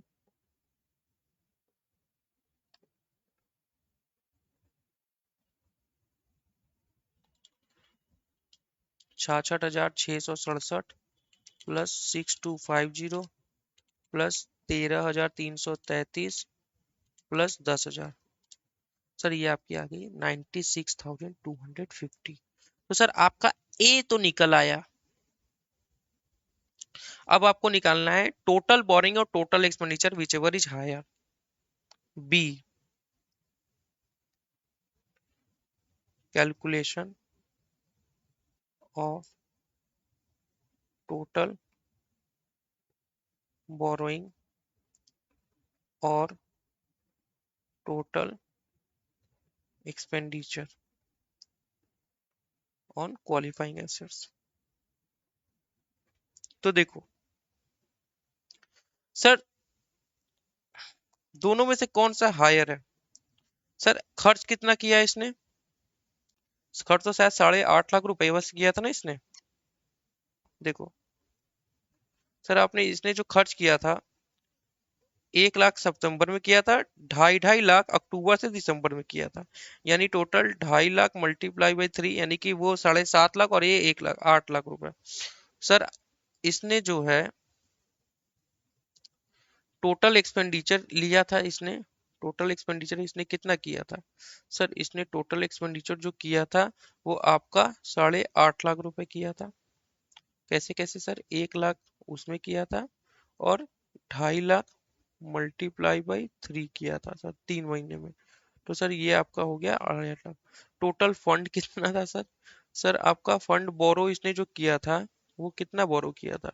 सर इसने जो फंड बोरो किया था वो तो सर इसने 20 लाख, 5 लाख और 7.5 लाख। तो सर ऑफ कोर्स ये ज्यादा बोरो किया हुआ है इसने। 20, 5 यानी 25 और 7 जो है आपका 32.5 लाख, 32,50,000। लेकिन लेकिन इन दोनों में हम लोगों ने मंथ को कंसीडर अभी नहीं किया है। फिर भी आपका जो फंड बोरोड है दोनों में से विचवर इज हायर, यानी कि 32,50,000 ही माना जाएगा। तो अब आपको अपना फंड बोरोड को निकालना भी है कितना? तो देखो, total fund borrowed for weighted average capitalisation rate. तो ये कैसे निकालोगे? तो देखो देखो देखो देखो सर, कितना कितना था? 20 लाख था सर। कहाँ गया? सर 20 लाख था और 7.5 लाख था और 5 लाख था। तो देखो, अब जो होने वाला है उसके लिए घबराना बिल्कुल नहीं, मैं आपको बिल्कुल समझाऊंगा। तो देखो सर, 20 लाख आपने जो लिया वो पूरे 4/4 महीने के लिए किया, प्लस प्लस आपने 5 लाख, आपका 5 लाख 3 महीने के लिए था, 3/4, प्लस आपका 7.5 लाख 1 महीने के लिए था। सर ये हो जाएगा 20 लाख, ये हो जाएगा 15 लाख डिवाइड बाई 4, 3,75,000। ये हो जाएगा 7.5 लाख डिवाइड बाई 4, 187,500।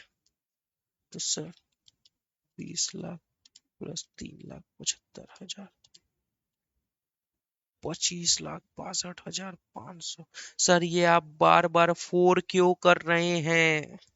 सर ये आप बार बार फोर क्यों कर रहे हैं? देखो मैं जो समझाने जा रहा हूँ वो आप यहाँ पे ध्यान दो। क्वेश्चन जब मैं पढ़ रहा था तो यहाँ पे क्या लिखा था? सर क्वेश्चन में लिखा हुआ था,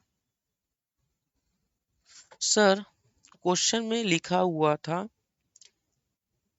कि कमेंस जो हो रहा है वो 1 सितंबर को हो रहा है और जो 31 दिसंबर तक ही चलेगा। डायरेक्टली एट्रीब्यूटेबल एक्सपेंडिचर जो हुए हैं वो 1 लाख सितंबर में हुए हैं, 2.5 लाख अक्टूबर टू दिसंबर में हुए हैं। ठीक है। फिर इसने बोला, फिर इसने क्या बोला कि यहाँ पे बोला कि during the year the entity has issued 10% debenture with a face value of 20 lakh. मतलब इसने ड्यूरिंग द ईयर खर्चा किया, लेकिन जो हमारा काम था, जो बिल्डिंग की कमिटमेंट थी, वो 1 सितंबर से चालू होके 31 दिसंबर को खत्म हो जाएगी। मतलब अपना जो पीरियड है वो केवल 4 महीने का ही पीरियड है। इसी में ही आपने खर्च किया है अपने क्वालिफाइंग असेट्स के लिए। तो आप जो कंपैरिजन भी करोगे वो 4 से ही करोगे, ना कि 12 से, क्योंकि पूरा पीरियड ही हमारा टोटल कितना है? 4 है। ठीक है। 1 सितंबर से शुरू होके 31 दिसंबर तक चला है। ये हमारा शुरू से नहीं है, हमारा 31 मार्च तक नहीं जा रहा है। तो इसीलिए जब भी आप ये डिवाइड बाई 12 करना, ये आप नीचे जो भी करना है ये कंस्ट्रक्शन पीरियड को देखते हुए करना है, यानी कि यहाँ पे आप 4 लोगे। तो सर अब हमारा बी भी आ गया। तो सर अब ए डिवाइड बाई बी यानी कि वेटेड एवरेज कैपिटलाइजेशन रेट कैसे निकलेगा सर? सर आपका ए कितना आ गया sir? A divide by B multiply by 100। Sir आपका ए आया है, ए कितना आया है सर? 96250। सर ये हो गया आपका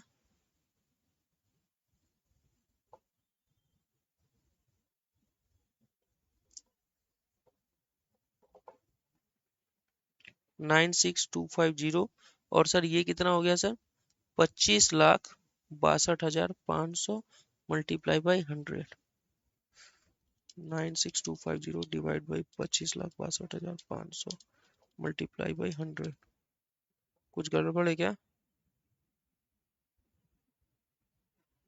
कुछ गड़बड़ है क्या नहीं सही है अपना जो परसेंटेज आ रहा है sir 3.756% is the answer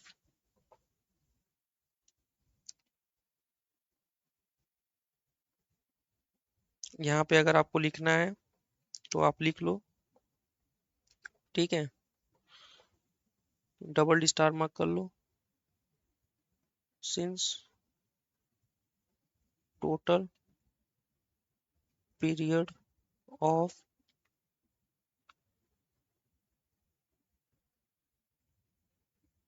activity is 4 months. That is why 4 months is taken as denominator.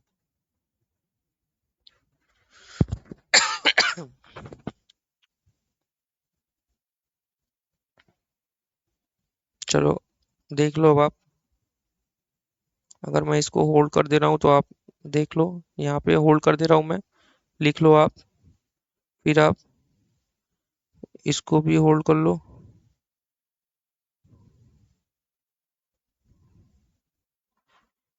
लिख लो आप ठीक है चलो अब मैं अगला क्वेश्चन करता हूँ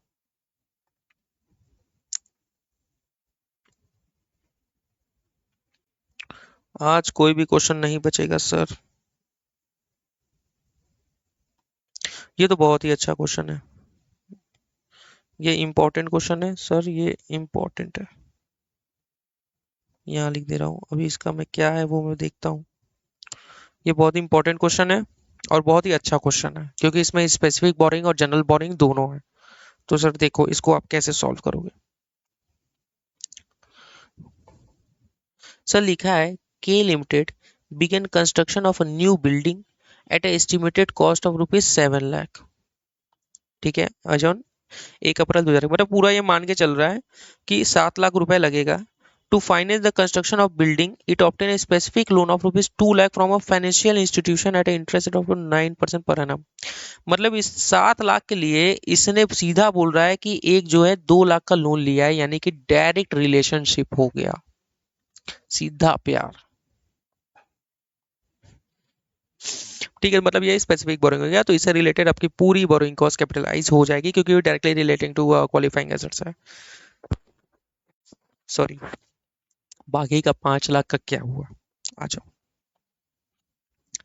company company company company company company other outstanding loan company के और बाकी के आउटस्टैंडिंग लोन है 7 लाख है 9 लाख है 12% है 11% की रेट से सर ये तो सिंपल हो गया sir weighted average capitalisation rate दोनों का मल्टीप्लाई करके बोरोइंग कॉस्ट कर लो डिवाइड बाई 9 7 16 लाख कर लो सर आपने कैसे बोल दिया 16 लाख से भाग करोगे एक्सपेंडिचर तो आपने देखा ही नहीं देख लेते आ जाओ आ जाओ आ जाओ एक्सपेंडिचर बोल रहा है अप्रैल में आपने खर्च किया है 1.5 लाख कितने महीने के लिए सर अगर इसने अप्रैल में खर्च किया है तो ये पूरे 12 महीने के लिए 12 divide by multiply by 12 divide by 12 sir आपने अगर ये अगस्त में खर्च किया है तो अगस्त मान के चल रहे हैं 1 अगस्त को अप्रैल मतलब अगस्त सितंबर अक्टूबर नवंबर दिसंबर जनवरी फरवरी मार्च यानी कि कितने महीने के लिए हो गए सर 8 महीने के लिए सर अक्टूबर में खर्च किया तो सर अक्टूबर नवंबर दिसंबर जनवरी फरवरी मार्च यानी कि 6 महीने के लिए सर अगर इसने जनवरी में खर्च किया तो 3 महीने के लिए खर्च किया है कितना खर्च किया है इसने मैं अगर इसको देखूं तो कितना खर्च किया है सर इसने 1,50,000 खर्च किया है सर 2 लाख खर्च किया है सर सर 2 लाख खर्च किया है फिर सर 3.5 लाख खर्च किया है सर 1 लाख खर्च किया है सर ये 8 लाख रुपए खर्च किया है बच्चों लोन कितना लिया हुआ है इसने 16 लाख रुपए तो बस इसीलिए मुझे वही लेना है और देखो क्या बोल रहा है सर ये बोल रहा है the construction of a building was completed by 31 January oh my god sir oh sir इसने कंप्लीट कब कर लिया सर इसने जो कंप्लीट किया है वो 31 जनवरी को ही कंप्लीट कर लिया, ठीक है। Following the provision of Ind AS 23, calculate the amount of interest to be capitalized and pass journal entry for the capitalizing the cost and borrowing cost in respect of building. Sir हमारी question खत्म हो अरे यार मैं तो परेशान हो गया हूँ यार इन सब से।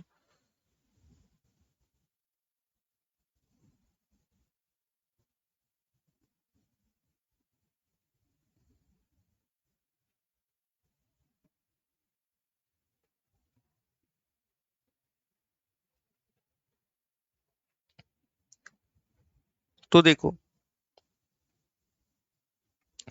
तो देखो अभी मैं इसको रफ कर दे रहा हूँ क्योंकि ये थोड़ा अजीब लग रहा है बच्चों। इसकी बैटरी लग रहा है ना थोड़ी डाउन हो गई है।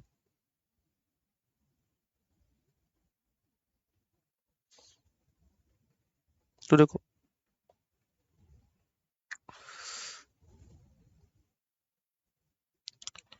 अरे यार ये मैं थोड़ा सा ना इसको मैं इधर कर दूं क्या। हम्म। रुक जाओ यार। तुम इन सब चीजों से तो मैं अलग ही परेशान हो गया हूँ।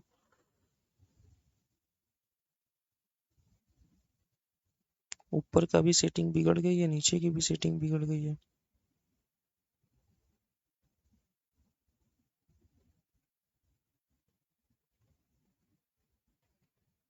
चलो आ जाओ।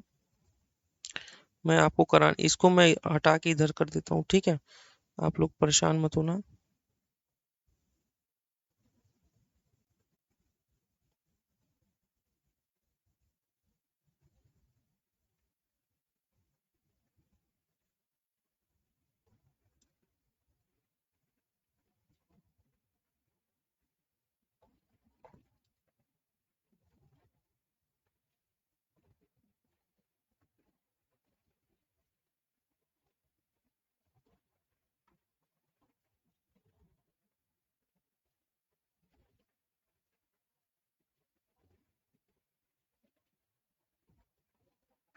ये थोड़ा लैग कर रहा है बच्चों। चलो मैं सॉफ्टवेयर को थोड़ा दिखा लूंगा।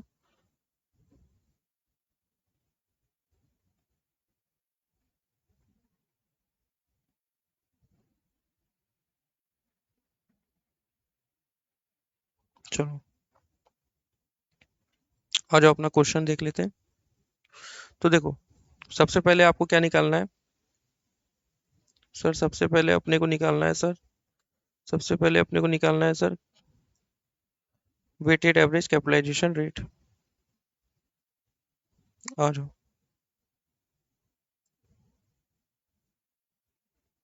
Calculation of weighted average capitalisation rate. Sir weighted average capitalisation rate कैसे निकलता है sir. Total borrowing cost divide by total borrowing और total expenditure whichever is higher on qualifying assets multiply by 100।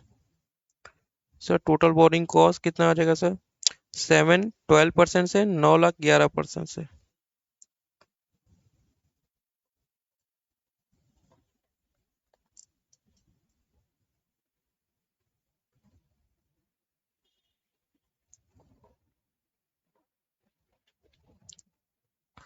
7 lakh 12% से प्लस 12 लाख 9% से divided by 12। O my God.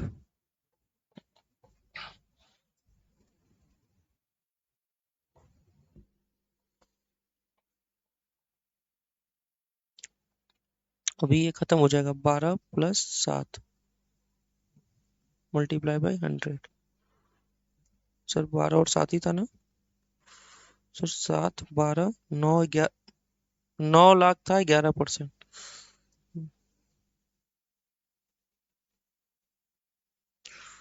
9 lakh 11%। Sir 7 + 9। तो sir ये हो जाएगा 7 लाख मल्टीप्लाई बाई 12%। 84,000। सर ये 99,000 divided by 16 lakh multiply by 100। Sir ये 8499 divided by 16 lakh multiply by 100 11.4375।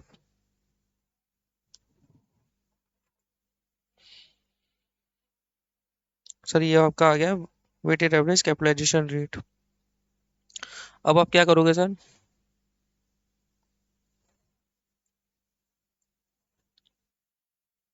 Calculation of borrowing cost to be capitalized. तो sir इसके लिए पहला आउट ऑफ स्पेसिफिक बोरोइंग। तो सर सबसे पहले आपने तो स्पेसिफिक बोरिंग भी लिया हुआ है, दो बोरिंग है, general boring, specific boring. Specific boring आपने लिया हुआ है 2 लाख का at a rate interest rate 9%। अब एक बात बताओ, आप मुझे एक बात बताओ, 2 लाख आपने कितना लिया हुआ है? 2 लाख। और आपका जो बिल्डिंग का कंस्ट्रक्शन वो कब कंप्लीट हो रहा है? 31 जनवरी को आपको कंप्लीट हो जा रहा है। आप कोई भी बोरिंग लो, जितने दिन में बिल्डिंग रेडी टू यूज हो गए उतने ही दिन का आप कैपिटलाइज करोगे ना, कि उसके बाद का भी कैपिटलाइज करोगे? बाकी उसके बाद तो वो तो जनरल बोरिंग की तरह यूज हो जाएगा, तो वो तो पीनल में जाएगा सर। मतलब जनरल बोरिंग का इसलिए मैं पीनल में इसलिए बोल रहा हूँ क्योंकि आपकी asset gated ready for use हो गई 31 जनवरी तक। यानी यानी अगर मैं इसका बोरोइंग कॉस्ट निकालूं, borrowing cost on specific borrowing, तो सर कैसे निकलेगा? सर कितना लिया हुआ है इसने? सर इसने लिया हुआ है 2,09%। सर 2 लाख मल्टीप्लाई बाई 9% यानी 18,000 रुपए। लेकिन लेकिन इसने खर्च कितना किया? खर्च तो पूरा 2 लाख कर लिया। 1 अप्रैल को जो खर्च किया है इसने, सर 1 अप्रैल को जो इसने खर्च किया है, 1 अप्रैल को इसने खर्च किया है 1.5 लाख रुपए। कितने महीने के लिए जाएंगे सर ये? आप जो है 10 महीनों के लिए जाएंगे, क्योंकि सर अब आप 1 अप्रैल से लेके 31 मार्च तक आप नहीं जाएंगे। आप कहां तक जाओगे? आप बस जाओगे 31 जनवरी तक, क्योंकि यहीं तक ना आप कैपिटलाइज करोगे। यहां वाला तो आप पीनल में डालेंगे सर। समझ गए बच्चों, समझ गए चलो। तो यानी अगर मैं इसको कहना चाहूं कि 1.5 लाख जो आपने खर्च किया है multiply by 1.5 lakh multiply by 9% multiply by 10/12 minus, और फिर कब खर्च किया है? 2 लाख खर्च किया है। तो 2 लाख में अब देखो बच्चों, अभी आपने कितना बोरो किया था? आपने 2 लाख पूरा बोरो किया था। तो इसमें 1.5 लाख में आपका वो पोर्शन है। सर आपका 1.5 लाख में है ना? सर आपका 1.5 लाख में है और आपका 2 लाख में है। 2 लाख में आपका 50,000 जो है वो आपका स्पेसिफिक बोरोइंग का है, और 1.5 लाख जो है वो आपका जनरल बोरोइंग का है। तो सर 50,000 जो है वो आपका 9% होगा, मल्टीप्लाई बाई कितने महीने के लिए? अब एक चीज ये आप देखिए कि ये आपने खर्च किया है 1 अगस्त को, तो 1 अगस्त से ये 1 अप्रैल है, यहाँ पे आपका 1 अगस्त है, और यहाँ पे आपका 31 जनवरी है, और यहाँ पे आपका 31 मार्च है। तो आप जो कवर करोगे वो इतना कवर करोगे अगस्त से लेके 31 जनवरी। तो अगस्त अगस्त सितंबर अक्टूबर नवंबर दिसंबर जनवरी, सर के हाँ केवल 6 महीने के लिए 6/12। सर ये आप कितने महीने के लिए करोगे? कितने महीने के लिए करोगे? 6 महीने के लिए। मैं कुछ गलत किया क्या? अरे ये हम लोग जो मैं गलती से बोला बच्चों, क्योंकि 2 लाख तो आपका पूरा 2 लाख तो आपका पूरा स्पेसिफिक बोरोइंग है, इसलिए यहाँ भी आप 10 महीने का ही लोगे। 6 महीने का आप जनरल बोरोइंग में लेके जाओगे, तब आप करोगे। सर अभी तो आपने बोला 6 महीने के लिए। देखो 6 महीने वाला जो कॉन्सेप्ट है वो जनरल बोरिंग पे इसलिए लगेगा, स्पेसिफिक बोरिंग पे इसलिए नहीं लगेगा, क्योंकि ये फंड आपने केवल स्पेसिफिक बोरोइंग के लिए ही लिया हुआ है, और वो 1 अप्रैल से ही लिया हुआ है। आप समझ रहे हैं मेरी बात?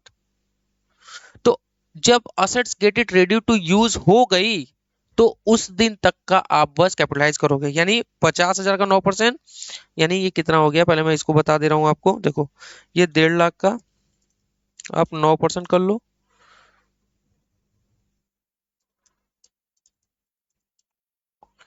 इतना मल्टीप्लाई बाई 10 डिवाइड बाई 12, तो सर आपका हो गया 11,250। और सर ये 5 लाख का 9% multiply by 10 divide by 12, sir आपका हो गया ये 37,500। कुछ गड़बड़ है क्या? 50,000 multiply by 9% multiply by 10 divide by 12, sir 3,750। वही मैं कहूँ कि इतना ज्यादा क्यों आ रहा है। तो सर अगर मैं ये और ये माइनस कर दूं,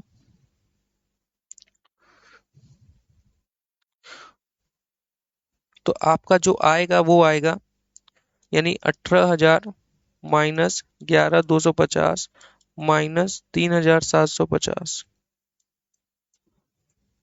यानी 10,500 जो आएगा सर, ये आपका कहाँ जाएगा? पीएनएल में जाएगा। सर आपका कैपिटलाइज कितना होगा सर? कैपिटलाइज जो होगा सर आपका, वो आपका 11,250 प्लस 3,750, सर कितना हो गया? 11,250 प्लस 3,750, सर आपका 15,000 बस कैपिटलाइज होगा। Sir out of general boring भी बता देते हैं सर। आ जाओ बच्चों, आउट ऑफ जनरल बोरिंग।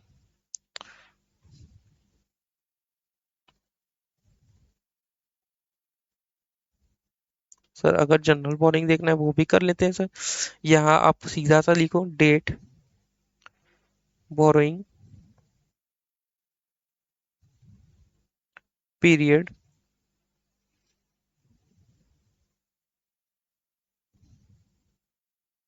ये मैंने बोरोइंग लिखा क्या, अब यहाँ एक्सपेंडिचर लिखो,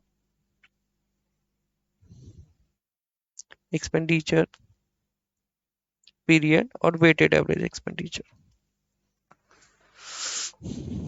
तो देखो सबसे पहला 1 अप्रैल को खर्च किया है, फिर उसके बाद सर कब खर्च किया है? 1 अगस्त, 1 अक्टूबर, 1 जनवरी। 1 अप्रैल, 1 अगस्त, 1 अक्टूबर, 1 जनवरी। सर ये 1 अप्रैल को जो इसने खर्च किया है 1.5 लाख रुपए,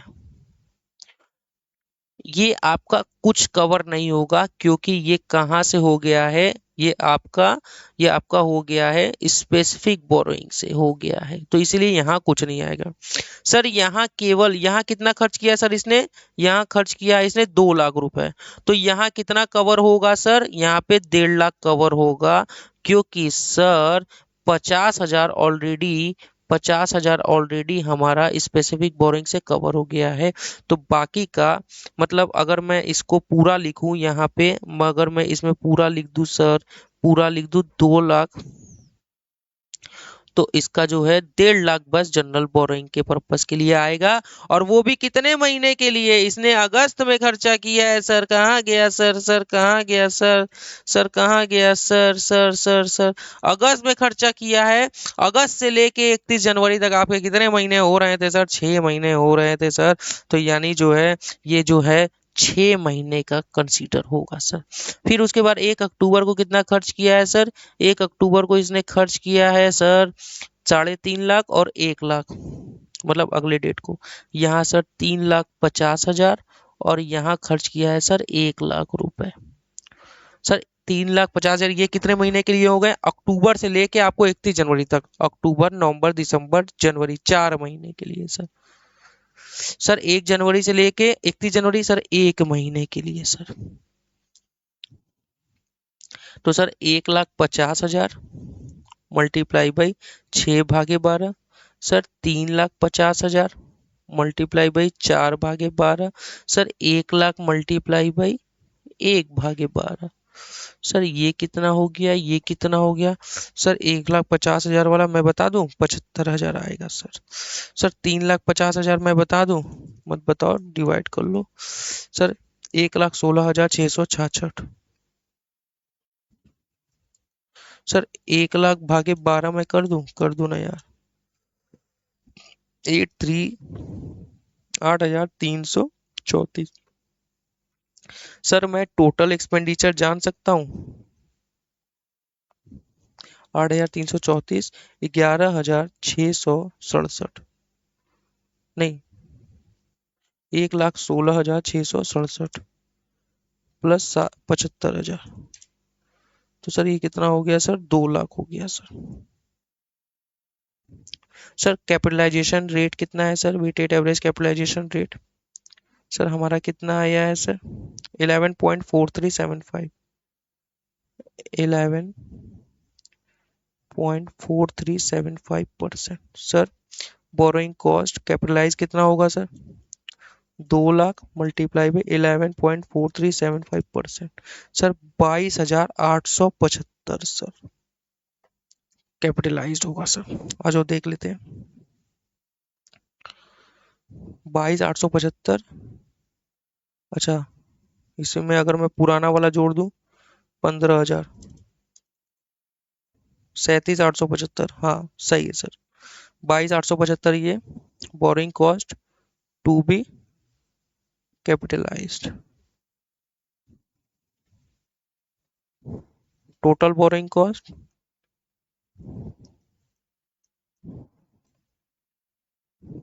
to be capitalised, A plus B. Sir A कितना आया था सर? 15,000। बी कितना आया था सर? 22,875। तो सर ये हो गया 37,875। यही आपका सर आंसर भी आया है, 37,875। ठीक है।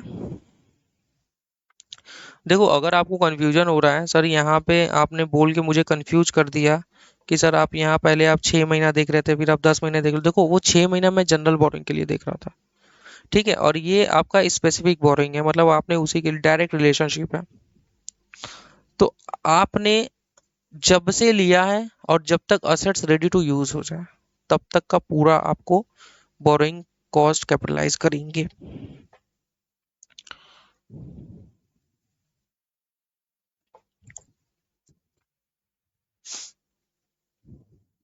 अगर आपको नोट करना है, नोट कर लो सर। रोक लो, फिर अब यहाँ पे रोक लो, फिर अब यहाँ रोक लो, फिर अब यहाँ रोक लो, फिर अब यहाँ रोक लो। खत्म।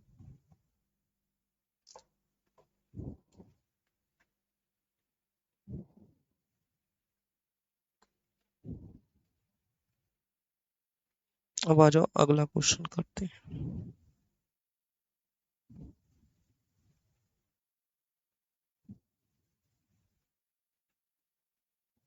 इसकी जनरल एंट्री करनी है क्या आपको? हम्म।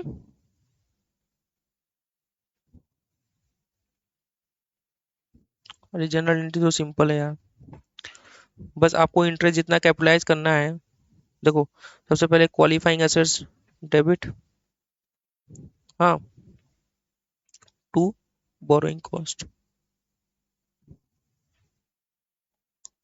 37,875। 37,875। दूसरा, आपने खर्च भी तो किया है, qualifying assets debit to bank. कितना खर्च किया है देख लो आप लोगों ने पूरा ये कितना खर्च किया है, इसमें मत महीने कर देना, ये पूरा आपने कितना खर्च किया था? ये पूरा आपने 2, 1.5, 3.5, 3.5, 7 और एक 8 लाख, कितना किया था सर? 8 लाख रुपए। ठीक है, तो सर ये आपका हो जाएगा 8 लाख रुपए। दोनों को मिला के एक एंट्री भी कर सकते हो आप, qualifying assets debit to borrowing cost to bank, sir 8 lakh, और ये 37 8, सॉरी सर ये 37,875, और ये 8 लाख। सर ये हो गया 8,37,875। ठीक है, सिंपल है यार, ऐसा कुछ नहीं है। जनरल एंट्री क्या है मेरे बच्चे, जनरल एंट्री तो कर ही लेंगे।